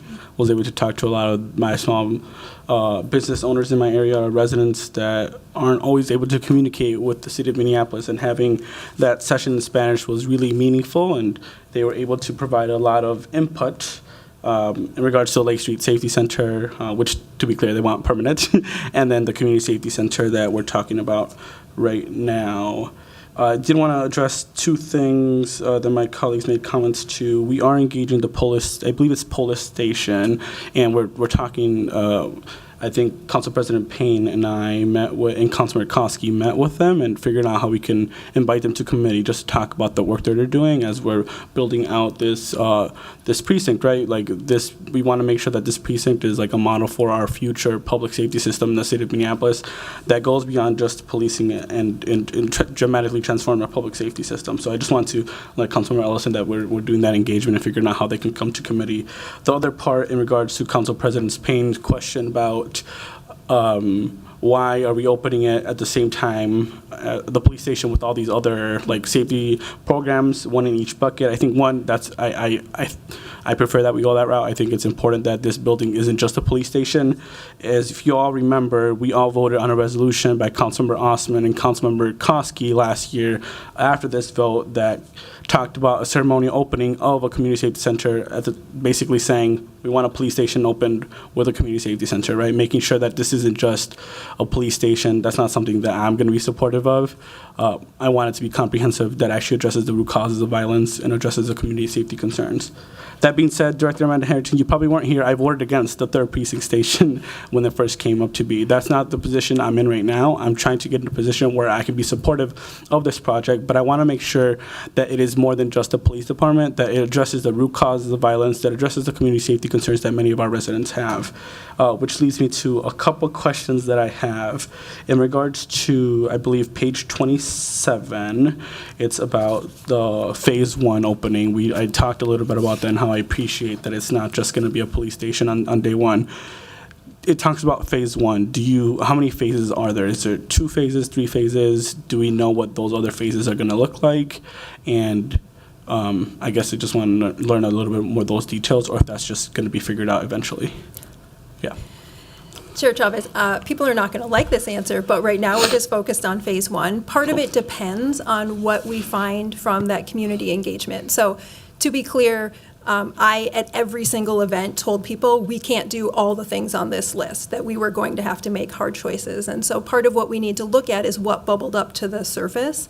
And there might be quite a few things that are easy to implement right away, and we might find that there are more things than expected that are challenging and take longer. And so phase one might be an almost fully formed community safety center, but it might be a smaller scale where we just have 1 or 2 things in each of the buckets.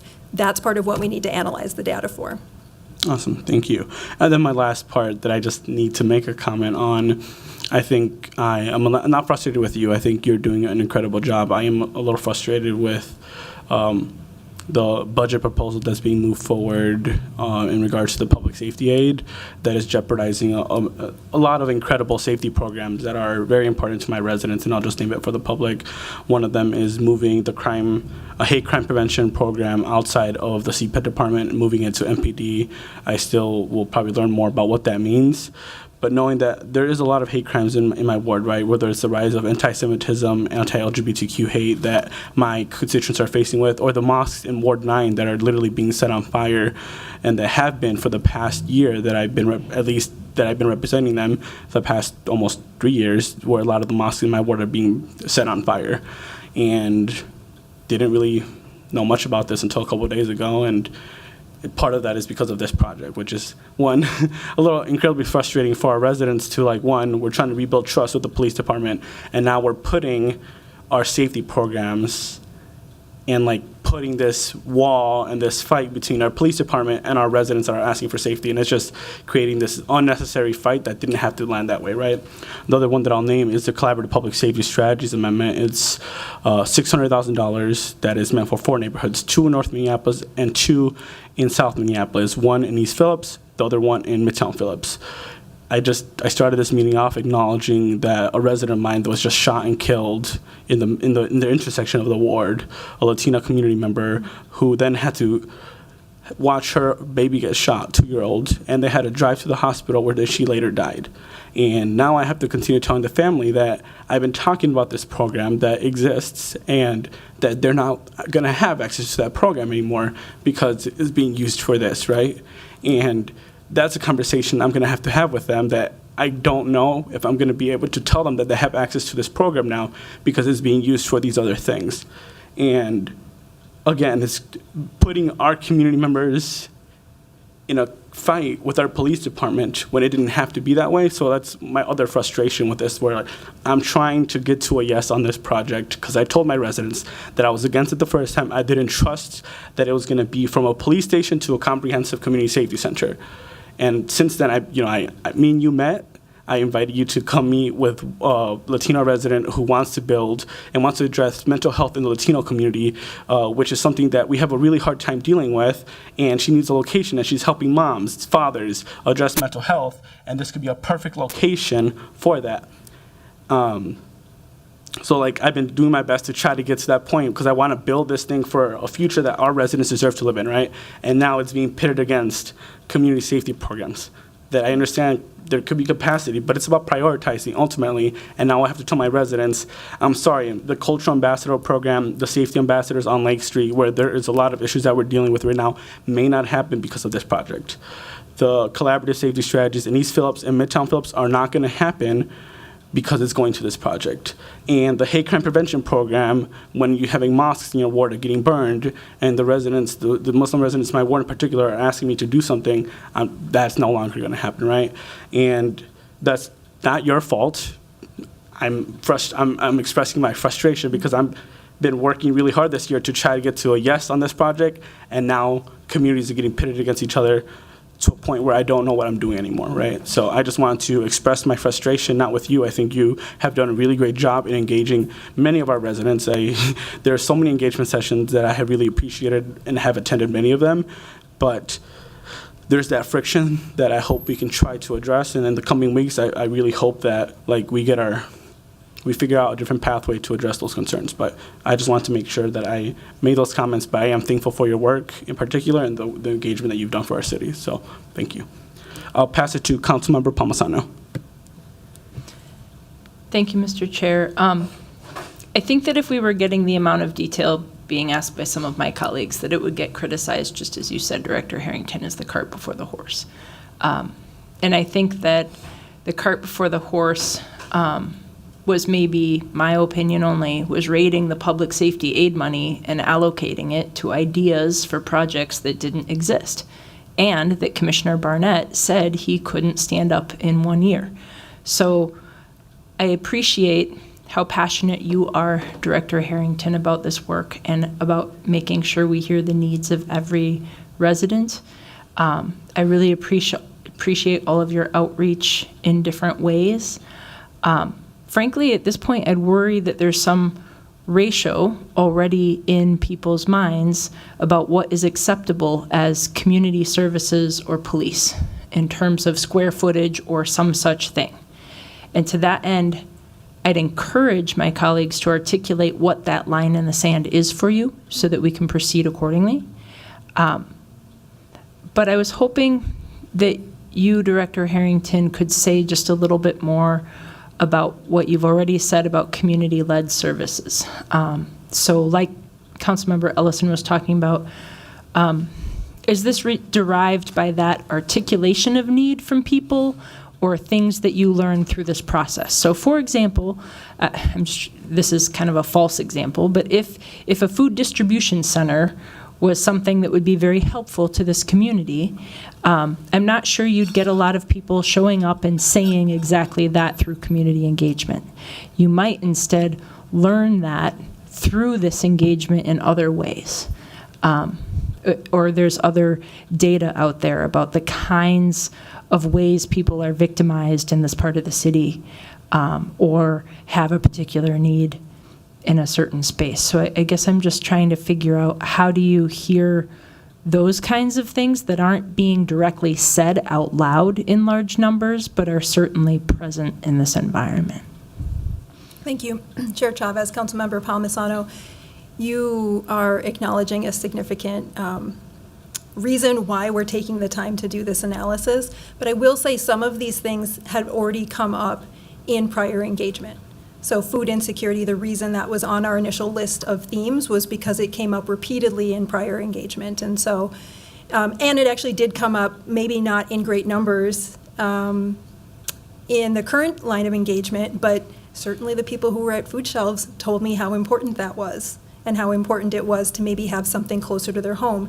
It's also a reason that I've been engaging with community leaders, because that's another way for me to hear feedback as well. It's not just sheer numbers of people that voted, it's also leaders who provide services, support groups of people, and can speak on their behalf because they might not show up and take our survey or show up at one of our events. So we are balancing all of those inputs as we make decisions.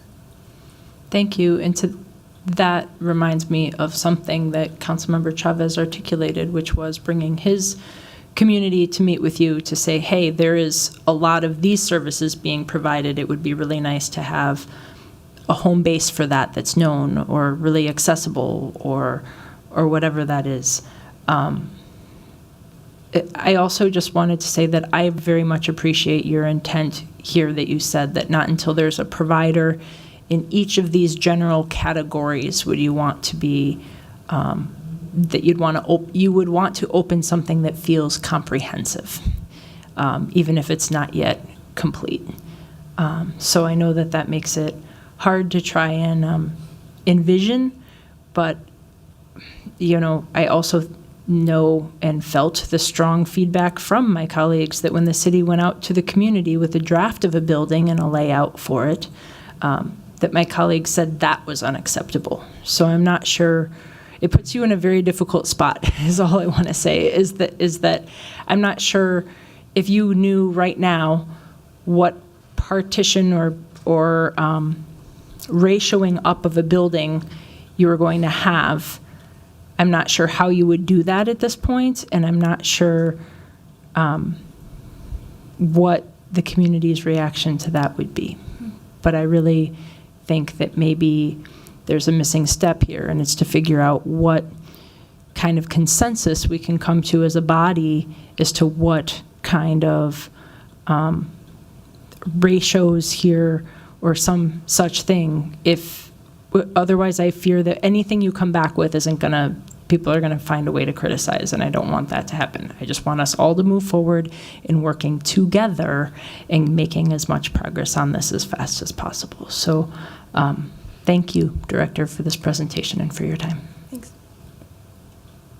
Vice Chair Wansley. Thank you, Chair Chavez.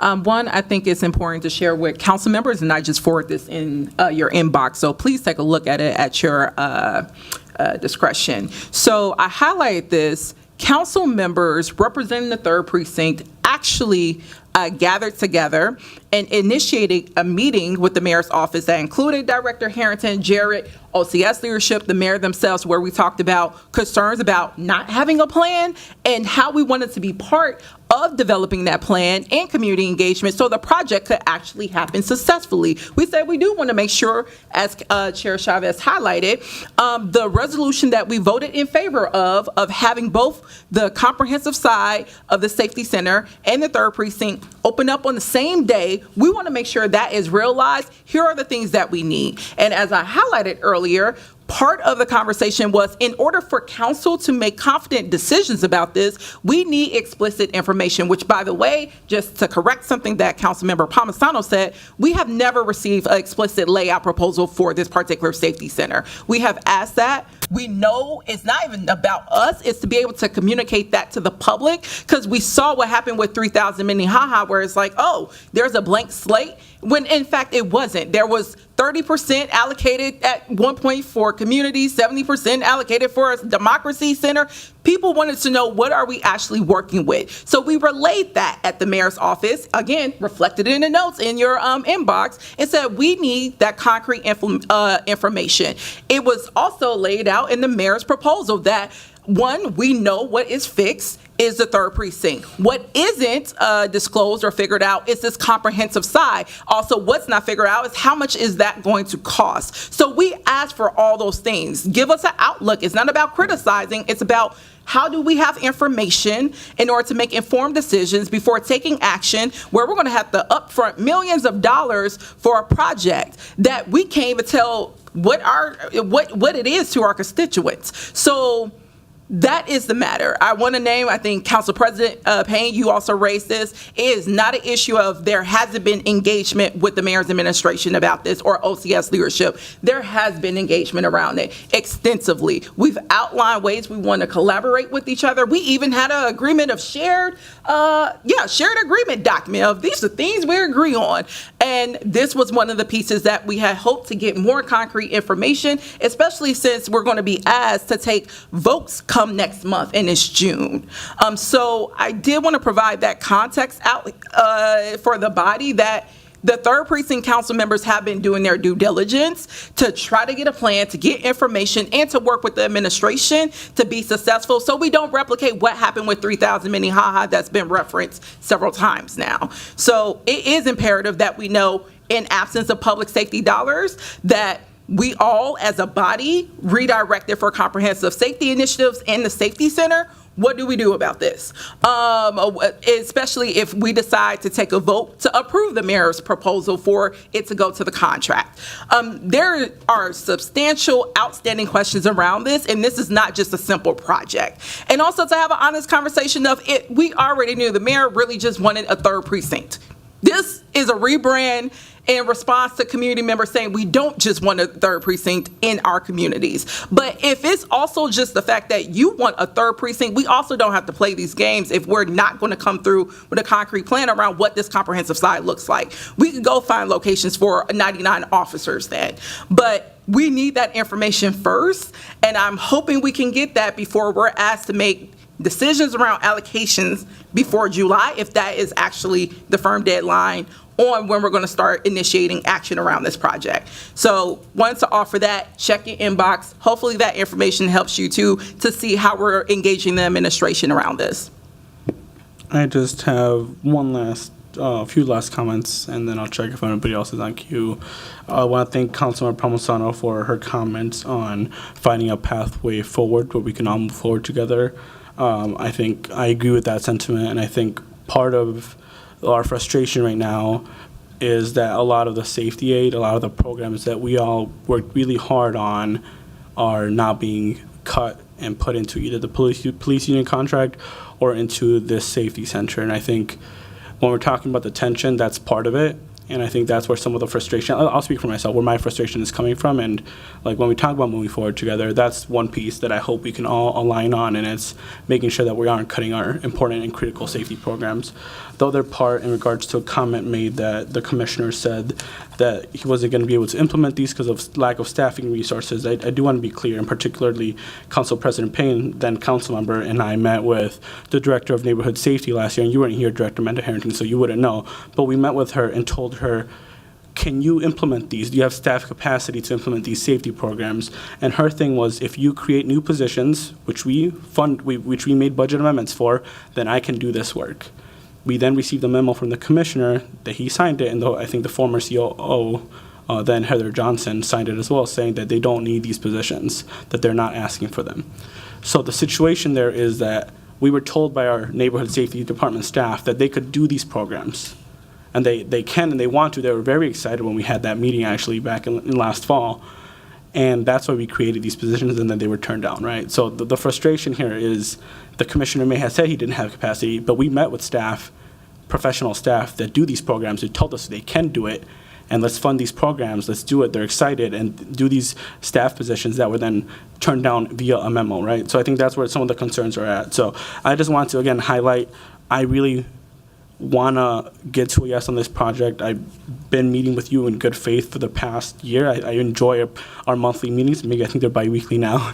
They are really important for my residents, where we get to get updated on the incredible work that we're doing here at the Lake Street Safety Center, all these incredible programs to keep our residents safe. And the last thing I want is us having to fight for something that didn't have to become a fight. I've been enjoying these sessions, and now I have to worry about protecting safety funds that my residents are relying on so they're not getting shot.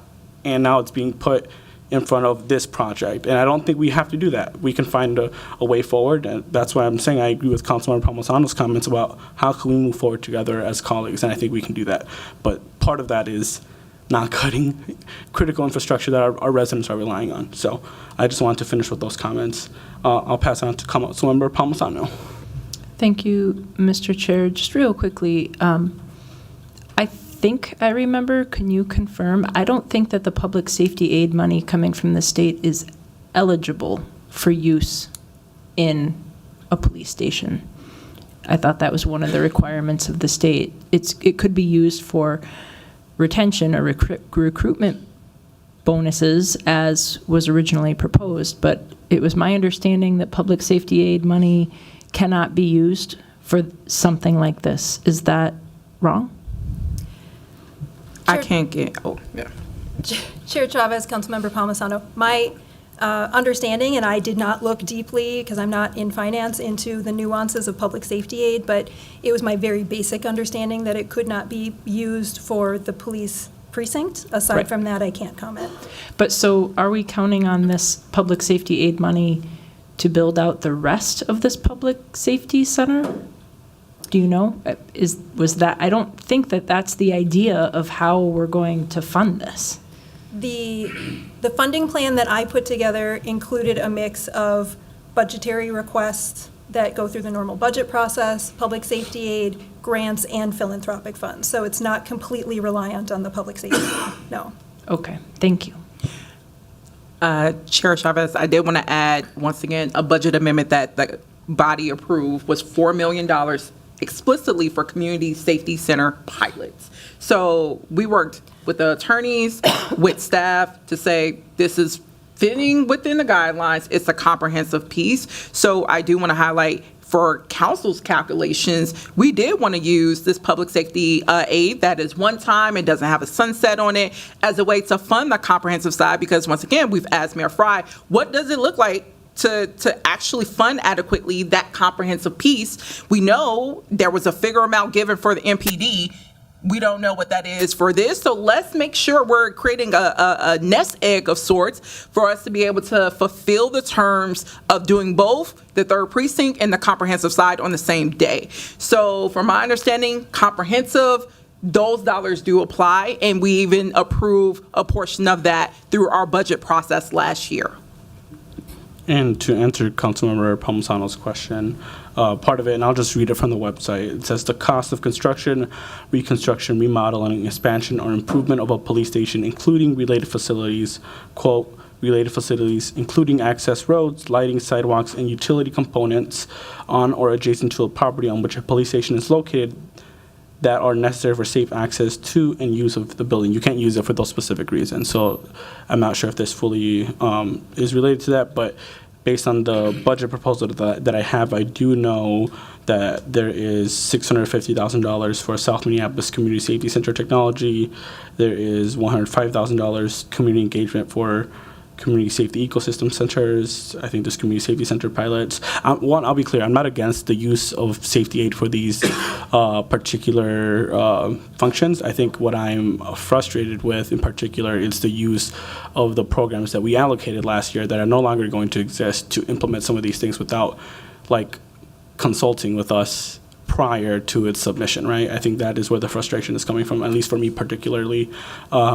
There is a lot of public safety aid that we can all work together to allocate in general to make sure that the safety center becomes a really good project. So that's just the comments I want to make. So the answer to that, I can send it to you to Councilmember Palmisano, but I have the link that says what you can't use it for. There's other additions, but not fully related to this conversation. But, okay. I don't think anybody else is on queue. Director Amanda Harrington, thank you so much for being here today and for answering a lot of our questions. I suspect if members have more questions, please follow up for a meeting and be more engaged with that. Thank you. Thank you. Okay. Seeing no further questions, I would direct the clerk to receive and file that report. As I mentioned at the start of the meeting and noted on the agenda, we will take up discussion item number 6, a presentation on community perspectives on the 2024 summer strategies and safety plans when we reconvene this body at 5 p.m. As such, seeing no further business before us, this body is in recess until 5 p.m. where we will take up this final item.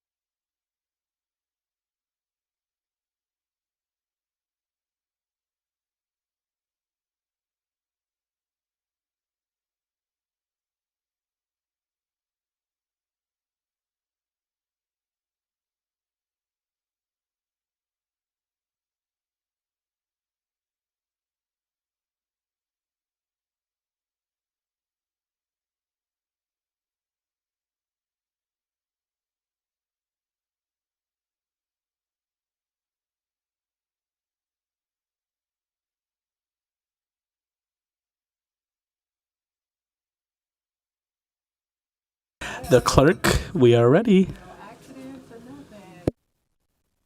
Okay, thank you.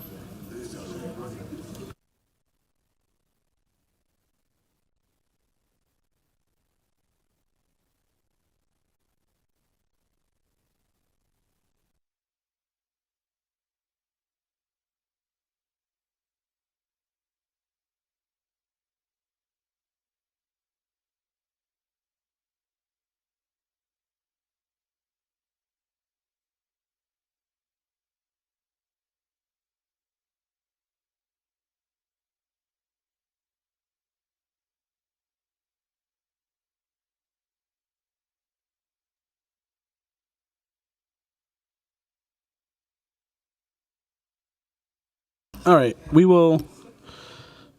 I will now reconvene today's meeting of the Public Health and Safety Committee meeting, and I'll ask the clerk to call the roll to verify the presence of a quorum. I want to apologize to the public for the wait.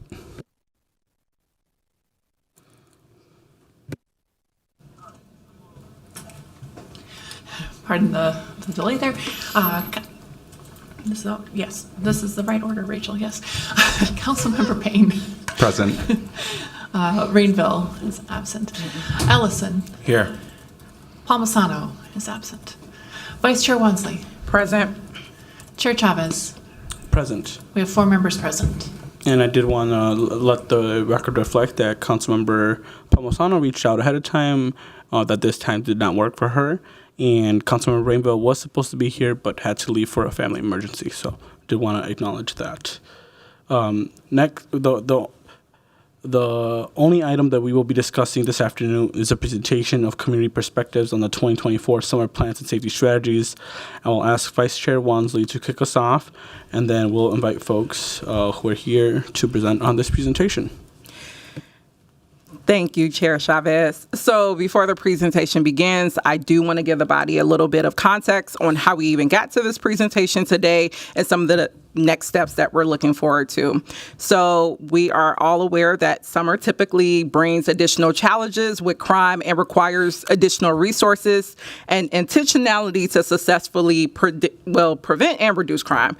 That's why I believe you and I, Chair Chavez, we had actually requested the Commissioner of Safety, Tadra Barnett, to give a summer safety presentation for our 2024 plans just a couple of cycles ago. And that presentation essentially involved Commissioner Barnett sharing a calendar filled with various events sponsored by our violence prevention partners. Following that presentation, vendors who provide GVI and violence prevention services invited Councilmember Chavez and I to a listening session about their concerns. These vendors were actually surprised and confused to learn that the events that were shared by Commissioner Barnett was actually part of their OCS summer plans, especially since there wasn't any engagement with them about it. And also, when there was outreach to them, it was simply the request for them to share a list of events that they were doing during the summer. And those events were not affiliated nor funded by the city. But despite that lack of engagement on how OCS could work with our violence prevention partners to partner together of how, we can better respond to the summer. Many of these groups have reached out to council members, again, including myself and Chair Chavez, to ask for an opportunity to share their ideas and share their perspectives on current gaps in our city's basically summer plans that were presented to us a couple of weeks ago. So we're hopeful that what we hear today will actually highlight what those gaps are and then gives us some next steps on how we can work together along with OCS leadership to be more responsive to it. So with that, I will pass it back to Chair Chavez, and I believe we'll kick the presentation off. Yes, thank you, Vice Chair Wansley. I do know that we have some of the community presenters here with us today. If we can set up the PowerPoint for the public to view, I'll call up Jalila just to start us off.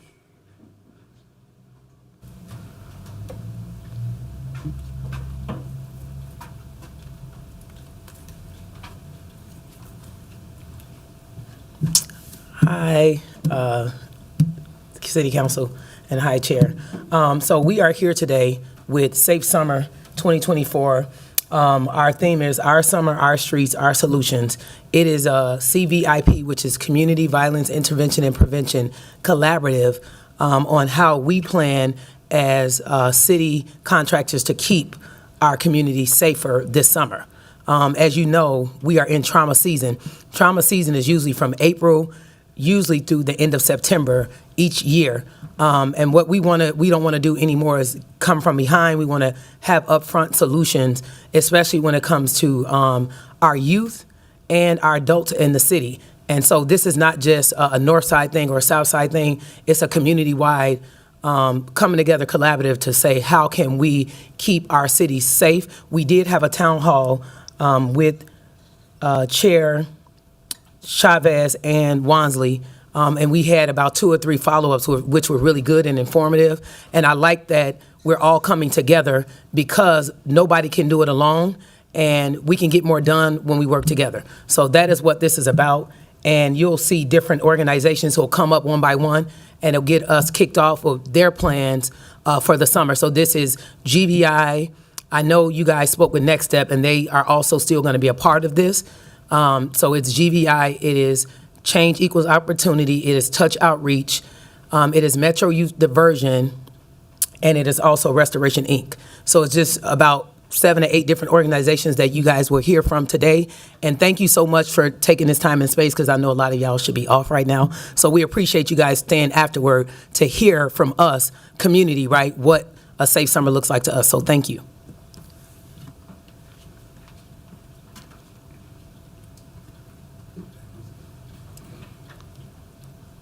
And Jalila, we'll probably have you take lead on the presentation. I know that there's folks probably from Urban Youth Conservation here, but, there we go. Perfect. If we could have Ferome. You'll hear from Ferome Brown, Urban Youth Conservation.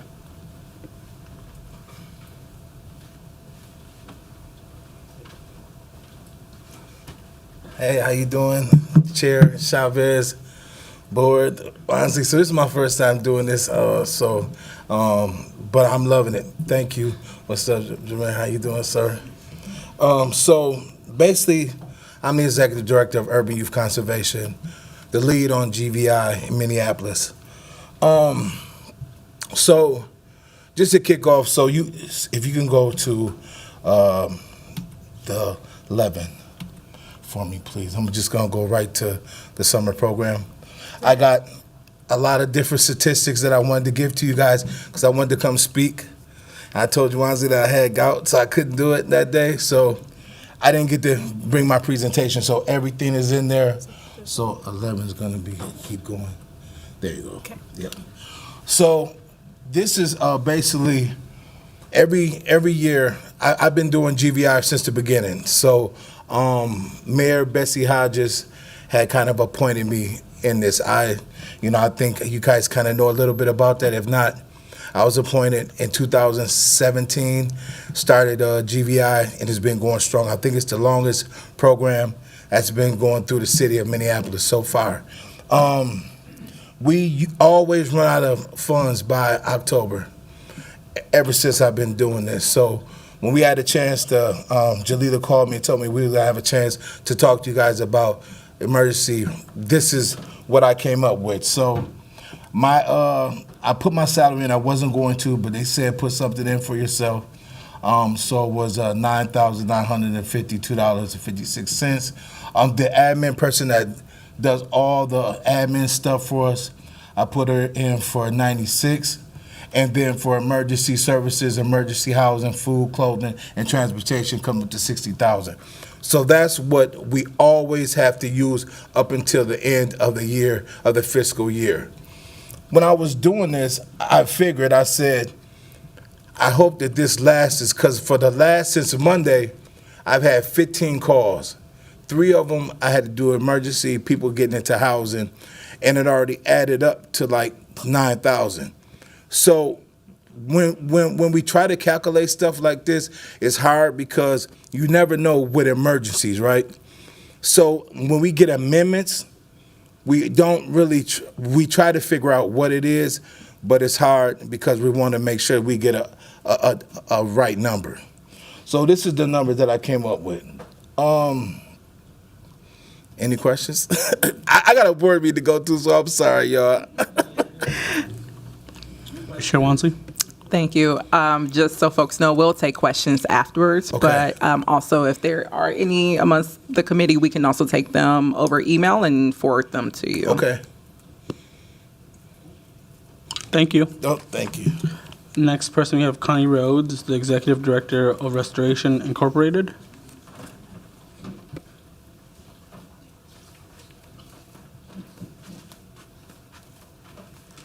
And for the public to know, these are organizations that the city already contracts with. So there are many existing contracts. Good evening, council members, Chair and Vice Chair. Thank you so much for this opportunity to speak to you. Restoration Incorporated's mission is to reduce gun violence and heal trauma in the community. Since 2014, we have used evidence-based strategies coupled with spiritual, cultural, and indigenous practices to bring healing to the community and to reduce gun violence. In fact, we've created positive results that have helped change the trajectory of many young people's lives. Our plan for 2024 for the summer is to partner with our Minneapolis partners, but we're also part of a national movement, which is through the Community Capacity Development, which is CCD out of New York, and it is also called Safe Summer 2024. We participated in that last year as well. And what we find is that this collaboration, especially here on the ground, is going to help us to reduce gun violence and help us to reduce some of the things that we're seeing during trauma season, which, of course, as we heard, is the summer. We determined that we needed, after talking with our council person, Vita, and also talking with the police department, we realized that there is a lot of things that need to happen in the area in which we serve. And that area is Laurie Avenue, north into the Camden limits. And what we find, and there's been a large increase in substance abuse in that area. And there's some hot spots where there have been some shootings. And what we found is that they thought it would be a good idea is for us to split our team and to take our team in 2 different directions. So we would have a team that would go here and a team that would go there. So this funding will help us to create a larger team so that we can effectively go in 2 directions. Our data shows that when our team is present, and this can be looked at our data through the City of Minneapolis Epidemiology Department, For example, last year during the summer, our statistics, last year during the summer, we actually served, during these 4 summer months, we served 50% of the total that we had served during the year. And so over 8,000 people were served during that time, 8,000 contacts, which lets us know that summer is a big, big time, especially in the community, and it's important to us to keep our community safe. So our data shows that when we're present, we help de-escalate those shootings. And we find that business owners are saying and community members are saying, when we're present, there's no shooting that takes place. We are often able to de-escalate it even if the guns are pulled. We're able to de-escalate that because of our relationships and us using, of course, the Cure Violence model and other evidence-based practices in addition to our cultural, spiritual, and indigenous practices that we use. And so what we find is that we need to add some additional things to what we're already doing, because in the summertime, it is much more heightened. And so what we decided to add, for example, last year we had 465 violence mediations. And that means 465 times that we stopped a shooting. That would have been 465 shootings or 465 stabbings or 465 violent activities. And so when you look at that number is huge, and I'm so glad that we have the data to show that through the city of Minneapolis. But our plan is to increase our reach during the summer months of Minneapolis. And so one of the things that we find, in addition to having the 2 teams, is we see an influx of drug abuse and drug addiction. And we believe that that drug addiction actually is exacerbating the violence that we see in the community. And so our idea is to bring alongside our violence interrupters, outreach workers who are trained substance abuse counselors. So we have a relationship with Minneapolis, with the state of Minnesota's universities and colleges. And so we have had interns that come in with us, but we have spoken with them to have substance abuse counselors who are licensed and also interns to come and be with us so we can help in real time. We can help these youth and young adults who are struggling with substance abuse. So that'll be a part of what we're asking for as well. In addition, we're going to bring alongside of us our mental health therapists. We have on our staff mental health therapists who look like us, who are who the community is really able to connect with. And so we'll have them on staff as well, because mental health is a real thing in our community. In addition, we're going to, you can take it to the next slide, thank you. In addition, we're going to add our healing circles to the work that we do. And so in the month of June, we are having a healing circle every week. Okay, and then with this additional funding, we'll be able to create these healing circles and curate these healing circles throughout the entire summer months. And so all of this put together in addition to increased participant outings. According to the Cure Violence model, in order to really affect change and really help a young person move from the life of being in the streets, we need to show them a different way. And so participant outings, we would increase those participant outings from what we currently are able to do with our funding to an increased number during these 4 summer months. In addition to those, we are going to have community events. And per the Cure Violence model, community events allow the community to create buy-in to the violence prevention, to create buy-in to reducing gun violence. And so we're going to bring all those together in a very holistic approach, and that's our summer plan. Any questions? Or we'll take questions later? Towards the end. Thanks so much, Connie. Thank you so much. Have a great day. We appreciate it, and we'll All right. ask questions after. I'll invite Mo with Touch Outreach, or Alicia, everyone else. I did want to let folks presenting today that this is going to be in our LIMS file, but if you could work to make some of the language more accessible. I do know that the picture of the budget is a little hard to read, so if you can work today at some point just to clean up the presentation, we'll submit it, but I really want to make sure that the public, at a minimum, has access to a cleaner version so they can actually read it, because it was a little hard to read, but thank you. Welcome, and please present yourself. Greetings, Chair Chavez and council members. We are Touch Outreach as an organization represented under Minneapolis Initiative. we're going to start with introductions. My name is Tajel Freeman. I am a 2022 graduate from De La Salle High School, and I'm currently a rising junior at Mount St. Mary's University, Los Angeles. This is my second year working with Touch Outreach, and yeah. Good evening, everyone. I'm Alicia D. Crudup, and I'm just here. So I'm going to take it over. Tajel, an amazing young person. This is one of our city's jewels, so when you see this young woman, be sure to lift her up.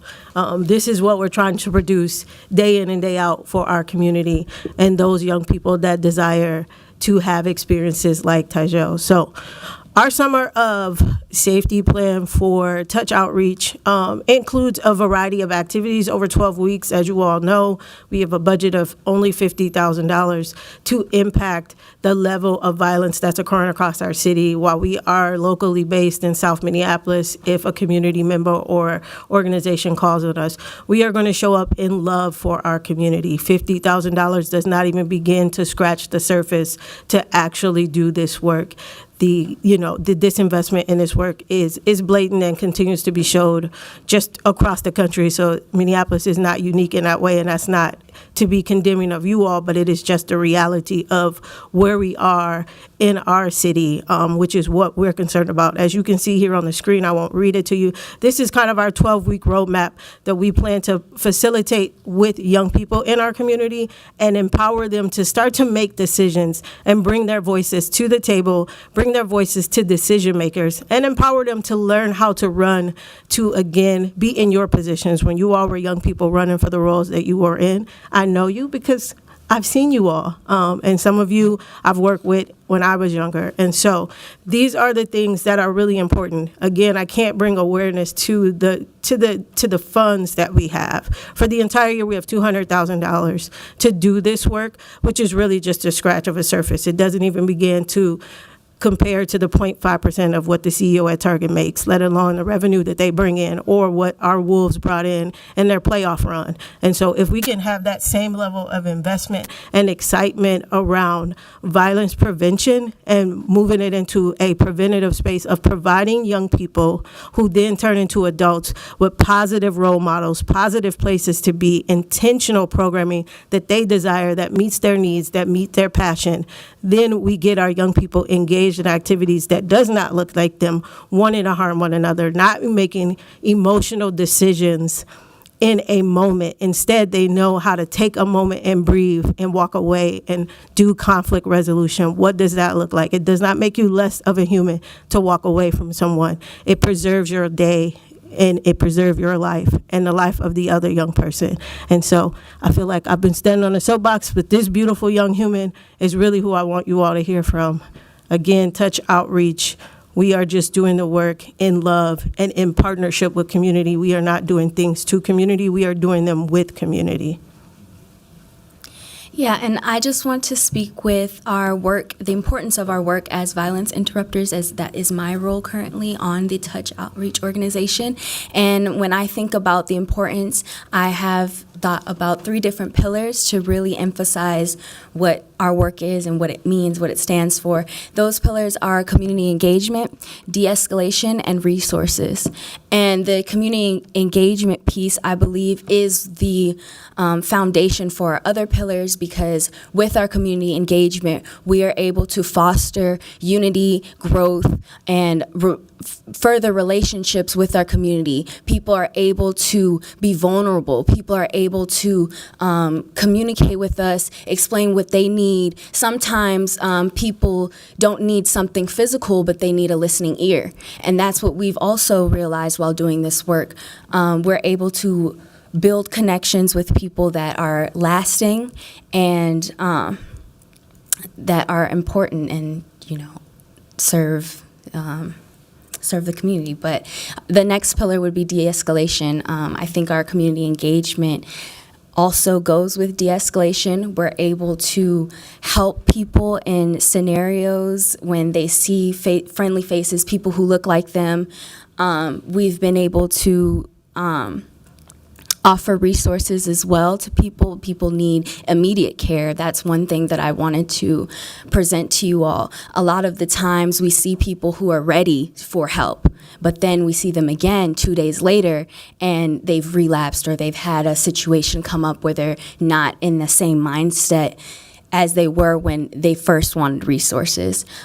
So I would say immediate relief is something that's definitely needed right now in the community.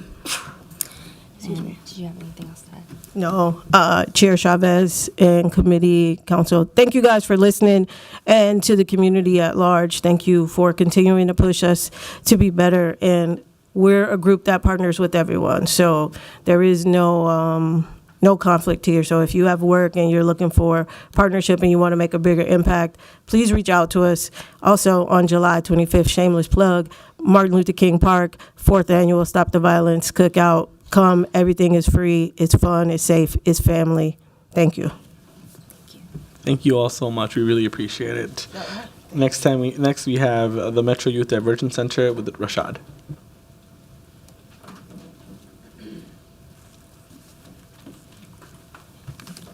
Good evening, Chair Chavez, council members. Thank you so much for giving us the opportunity to present in front of you guys today. I'm the Executive Director of Metro Youth Diversion Center. My name is Rashad Ahmed. Metro Youth Diversion Center is part of the Minneapolis initiative to prevent violence in the East African community. Our philosophy is to provide a safe, supportive, and structured environment and promotes person-centered and individual growth for both youth and their families. And so the program that we are talking about today, the objective of the program is to increase understanding of civic engagement, to foster a sense of community and responsibility, develop leadership and community skills, as well as provide tools for public safety and violence interruption. And the impact that we want our project to make is to promote civic engagement among youth. Also reduce community violence through engagement, and then build a pipeline for future leaders. As you just heard from one of our youth, that's what we want to build. We want to build youth that are future leaders that understand what civic engagement, why is civic engagement so important, and why it's important to advocate for your community and for the causes that affect your community. Here's our budget, and with this budget, we're trying to recruit 8 youth that learn about civic engagement, understand, how to be future leaders. And at the end, there's no slide here, but at the end, our goal is to have a field trip to Washington, D.C., so they get an opportunity to meet with some of our Congress members and have those conversations and build those relationships. So that way, we can build a young group of leaders in the future that can advocate for our communities, for our work, for the safety of our whole city and state. Thank you. Thank you so much for that presentation. Next up, we have Change Starts with Community. There might be a variety of presenters, but we'll start with Jalila, and then you can help us out with whoever is next.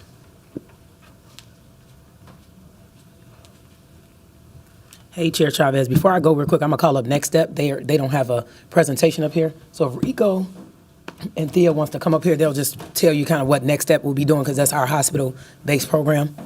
Thanks, Jalila. Welcome. Hi, thanks for having us. Thanks for being here.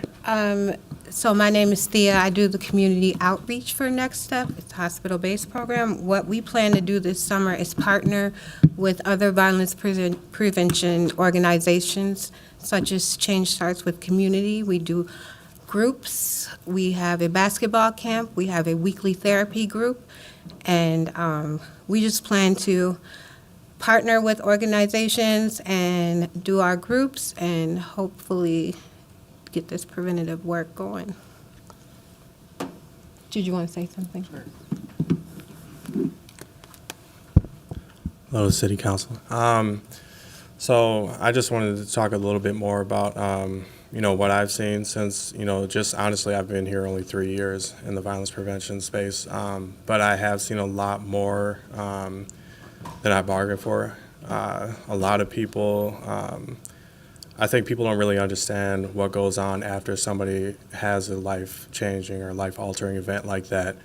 And part of what I see is a lot of people not just using our space at Next Step for relationship building, but also, just to help them find things like jobs. And what's being said here is during the summertime, what events are people putting on? So I know there's a violence prevention barbecue that's going to be happening. I know there's a lot of events that we host, one of those being the Heritage Initiative Tuesday nights, collaboration with Empower and Wellsprings, just a safe space for people to talk about not just the trauma, but also learn how to heal from that, which is actually going really great. It's been very successful. We have a men's group, and I think that we all understand that, especially young men, they have a really hard time expressing their feelings and feeling safe in a space. And so that's important. And we also have a women's group that we collaborate with, Change Starts With Community, that happens as well. So I want to thank you guys for hosting this. I want to thank everybody for showing up, and we appreciate it. Thank you. Yeah, thanks so much. And for the public, Next Step is one of our hospital-based programs, so it's a really important program to help some of the victims in our city. Go ahead, Jalila. Thank you. So I want to say something first. So over the last maybe 2 or 3 years, I think I've watched about 275 people die and take their last breath. Out of those 275, about 175 of them have been youth under the ages of 18 and women. So I've watched that many people take their last breath. So violence prevention for me is a real serious thing, and I believe we can save lives if we all come together. So Change Starts With Community, we have our Safe Summer 2024 program. We do the Youth Group Violence Intervention Program, which is an immediate intervention program, and it is the youth model of the national GVI model, which is a proven strategy to reduce violence in cities across America and abroad. So we usually take in youth. We did a custom yesterday. When we do our customs, there are no law enforcement allowed at our customs because we're dealing with youth, and that actually scares them and their parents. So they almost think like, okay, you guys coming to lock us up or help us? So we don't allow any law enforcement at our customs. However, we do take a lot of referrals from law enforcement. So MPD literally calls my phone every other day about a youth, which I think that's great because what they're trying to do is, instead of saying, let's lock them up and just, you can't divert your way out of everything. They're saying, hey, let's get them something else to do and let's do some immediate intervention, not just with the youth, but their family. So MPD, I will say, is more coming around to that versus just saying, let's just lock them up. So I would say that that's a good thing. So this model is a proven strategy. We also connect adult ages 18 to 45, which are victims and survivors of gun violence and violent crime, to our on-site community trauma response, which is we have food on site, victim services, education, mental health, jobs, relocation, and trauma recovery groups that is in partnership with Hennepin County and Hennepin Healthcare Next Step program. And we have substance use support on site. We actually have certified peer recovery specialists with the state of Minnesota on site. We also have a doctor of therapy. We have Epiphany Family Services actually on site at Shiloh Temple. We see over 9,000 people a month for all different kinds of reasons. So Shiloh is a real hub, as you know. So this, the YGVI is a part of the National Network for Safe Communities at John Jay College, which we just renewed our contract with. So we're excited about that. So our overview of what we plan on doing for the summer, we have had our youth group violence intervention. I'm gonna have 3 of my youth if they wanna come up here with me right now. They're already on site working, they already out of school. So what we do is we have a program called Youth Group Violence Intervention, and our shirts, you can see they say safe, alive, and free, because I want our youth to say safe, Alive, and free. Okay, so I make them say that every day. That's our creed. If we're not doing that, then I haven't done my job. Last year, we had about 23 youth. Most of them came from the DOCCR system. We got a 0% recidivism rate. Who funded our jobs last year was the Cargill Corporation. We pay our youth $17 an hour at a rate of $340 per week. We did have a lot of 13-year-olds who, I told them that's a lot of money at 13 because I wasn't making that much money. But what I noticed is the best violence prevention is a job, because none of these youth went back to the street. We had about 2 or 3 youth that sold about 50 cars. So what I started doing is making young leaders, right? That now when they come back to our program, they come back as leaders, and now they are going to college. So you're in your I'm a senior, sophomore, in college, right? So, these are our young people. I want the rest of the young people, right, to see other people from the community who look like them, that you can also make it out if you make better choices and decisions, right? But what I'm saying is that we had to have the jobs. We do exposure field trips. Every Friday, we take them on different field trips to different areas to see different people, different places. And Cargill is one of them. The CEO also comes on site with them. And he told me he had never been to the North Minneapolis ever. So, which is shocking, but he just was honest, right? And he was like, man, I really want to come and really make a difference in this neighborhood now and really not just talk about it and not just put our money there, but actually physically come to these locations and put my body to work too. And he said there's resources so that we can start pulling other people of color, right, out of some of these same situations. So we have mentorship on site. CDC, here's a fun fact that the leading cause for young people in the country is gun violence. It used to be car accidents. It is now gun violence. Can you believe that? So our scope of services is we do workshops. We have conflict resolution training.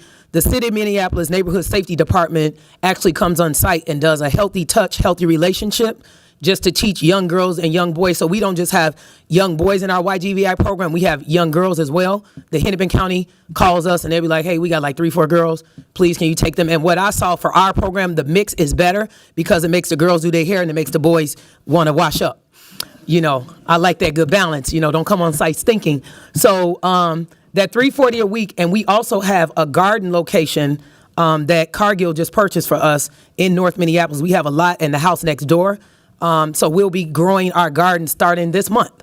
They'll be growing their own food as well. I think just getting out in the dirt, doing something else right, it'll just help youth be exposed to different things.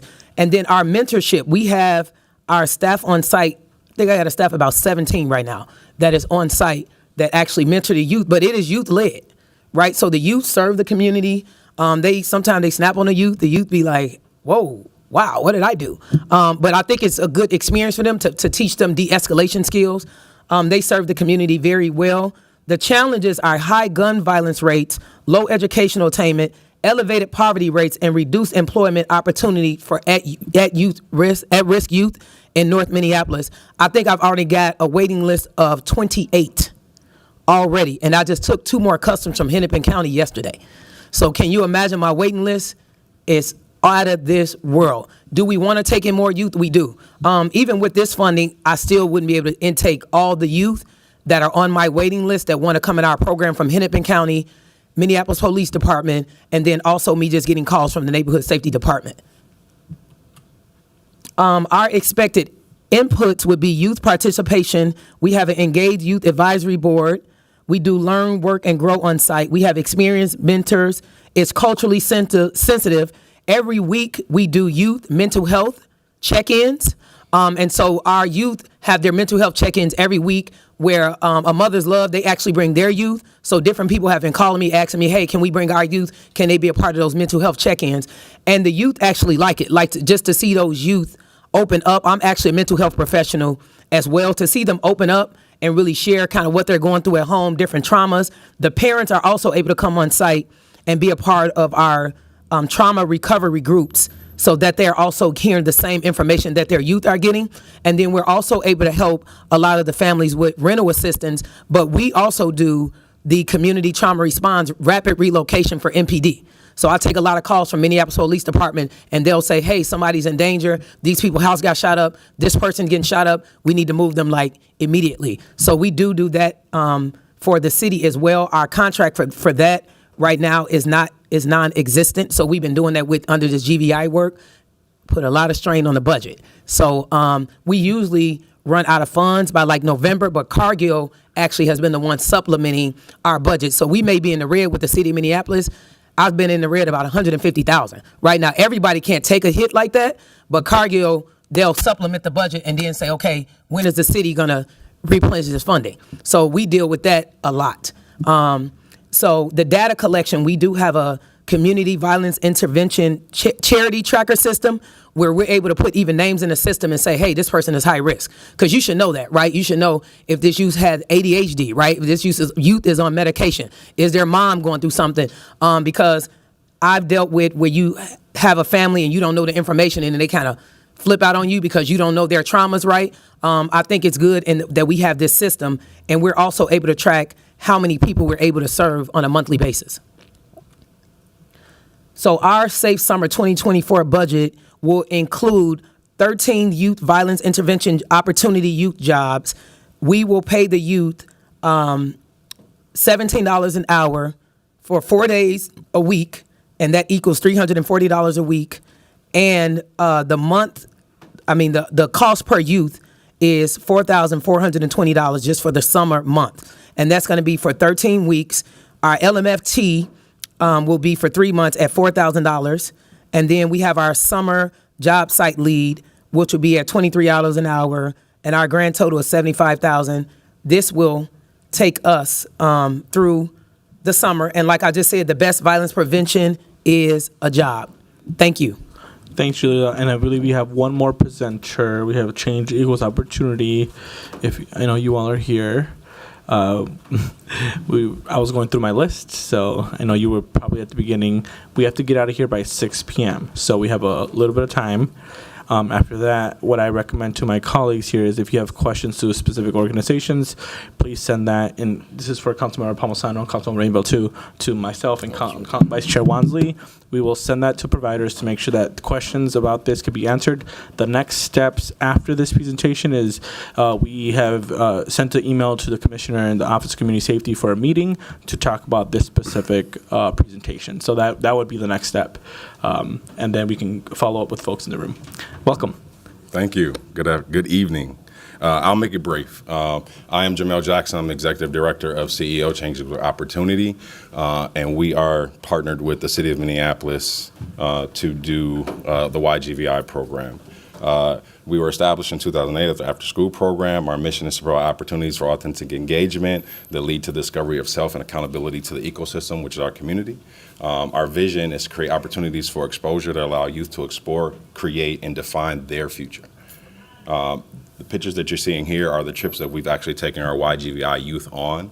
And so we focus again on exposure to college, career, cultural experiences and opportunities. Through that, we've taken them on healing trips to Florida so they can see the ocean and we can actually dive into some self-healing and some cognitive restructuring. From there, we do a college tour every year. We've taken them to Atlanta and Alabama. Picture you see here is us dressed up going out to Ruth Chris so they see a different side of life. And again, our focus with CEO, it's not just Change Equals Opportunity. Our focus is on teaching them how to become the CEO of themselves. Their own brand and how they show up dictates what they get out of their own life. These are some of the programs that we run in our center. We actually have a building down the street, 24,000 square feet that we occupy, and we've turned into our CEO Center for Change and Social Justice.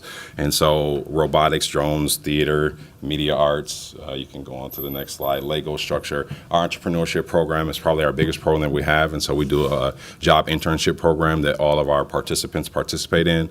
So twice a week they're able to come in and we do some cognitive restructuring with them, and then they get some hands-on job readiness skills and also some hands-on job training with whether they're working in our buildings or we have internship partners within community, and so we actually place them with jobs and they're able to learn from there. From there, I'm going to ask if any of my youth would like to speak, and I'm going to read a letter from my youth that actually couldn't make it, and that pretty much emphasizes who we are as an organization and what we do, and then I'll get to the budget.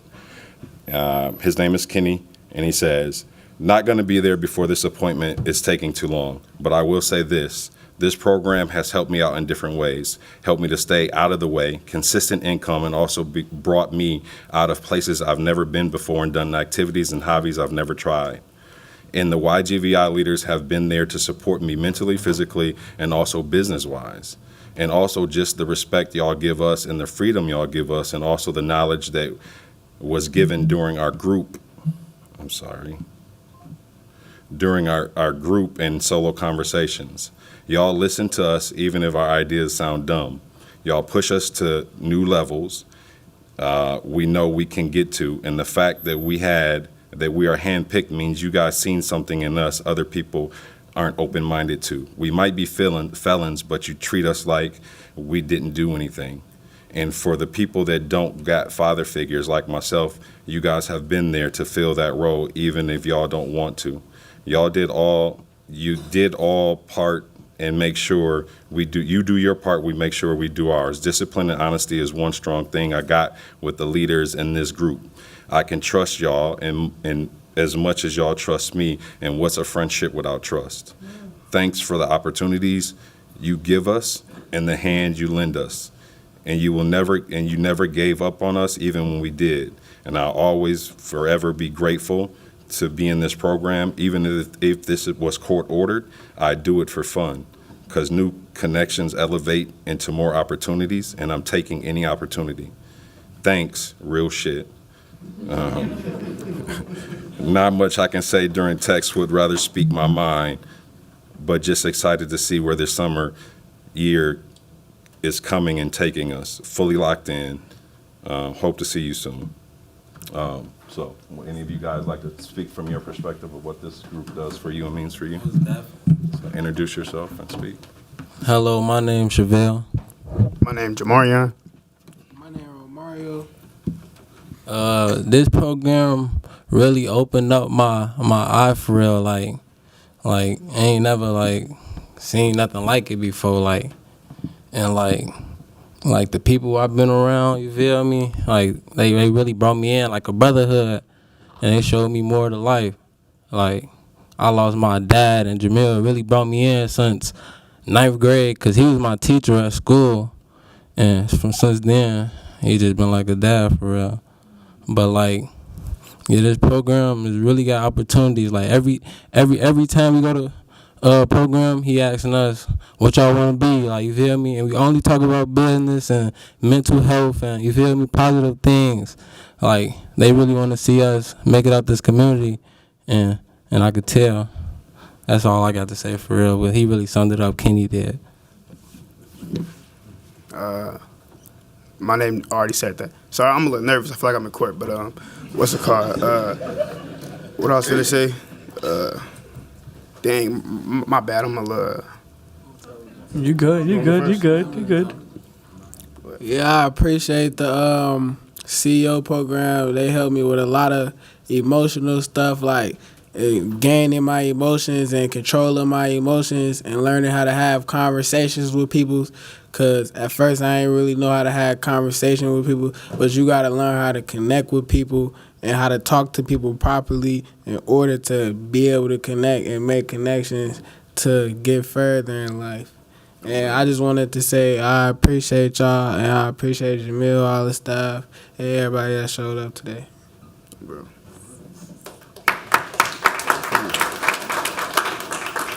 Sure. Well, what I say is, I don't really know. I'm gonna just say what's in my head right now. Basically, I'm kind of explaining a little bit how I see it. Basically, low key, Jamil found me while I was in jail. You feel me? I was at a time in my life where I'm be honest, I really didn't care. I ain't gonna lie, I was gonna get back out, do the same thing I was in jail for, to be honest. But he kind of came to me and really when I cared about myself, showed me he cared about me and stuff, and told me you could be so much more than this. You feel me?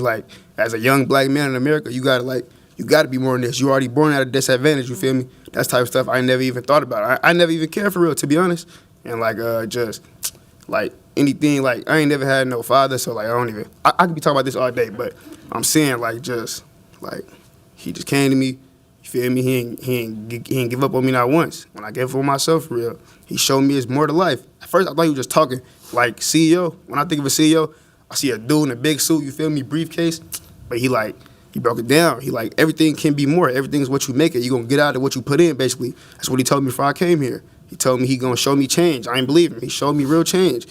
I came home, you feel me? I was finna go back doing the same stuff. He nah, you feel me? It's way more to life, bro. So he don't even know how much I appreciate him. I don't even tell him for real, cause as a man, you feel me? I don't really be talking about that type of stuff, but he don't even know, man. He saved me from a lot of stuff. I can't even lie for. I don't even. He don't even know.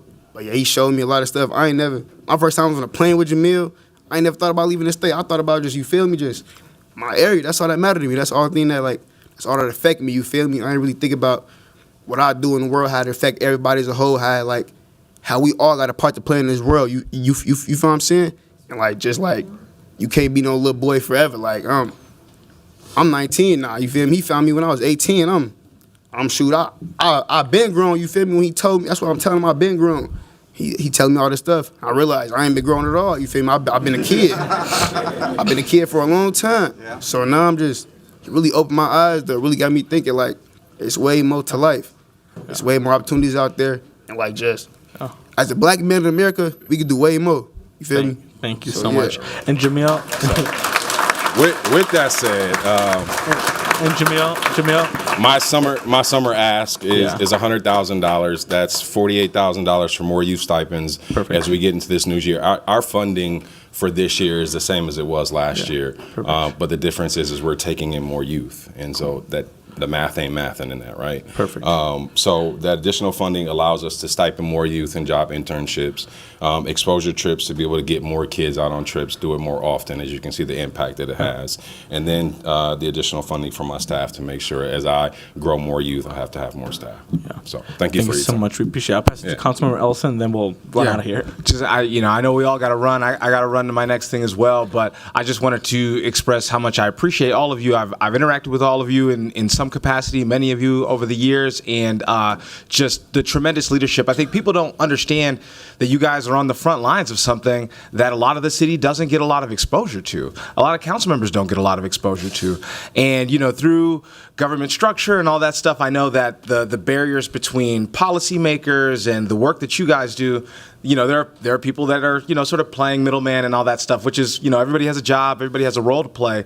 But I have noticed the ways in which it makes your work even more and more distant from policymakers. And so I just want to thank our chair and vice chair here for inviting you guys, and I want to see us do more of this because I think that we need to be more intimately involved with the day-to-day so that we can understand, newer council members can understand, the administration can understand, what it takes to get from point A to point B in the kind of service that you guys do, and what it takes to get to the kind of testimony that we heard from some of the young people from CEO and Touch and elsewhere. So just from the bottom of my heart, thank you guys. I know sometimes it feels like we're talking about numbers and budgets and whatever, but it is about people. You guys know that better than most, and so thank you for the work that you do on behalf of our young people and people in Minneapolis.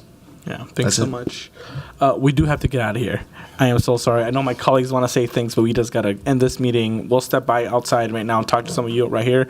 But with that, I will direct the clerk to receive and file those comments and presentation. And seeing no further business before us, I will declare this meeting adjourned. Thank you.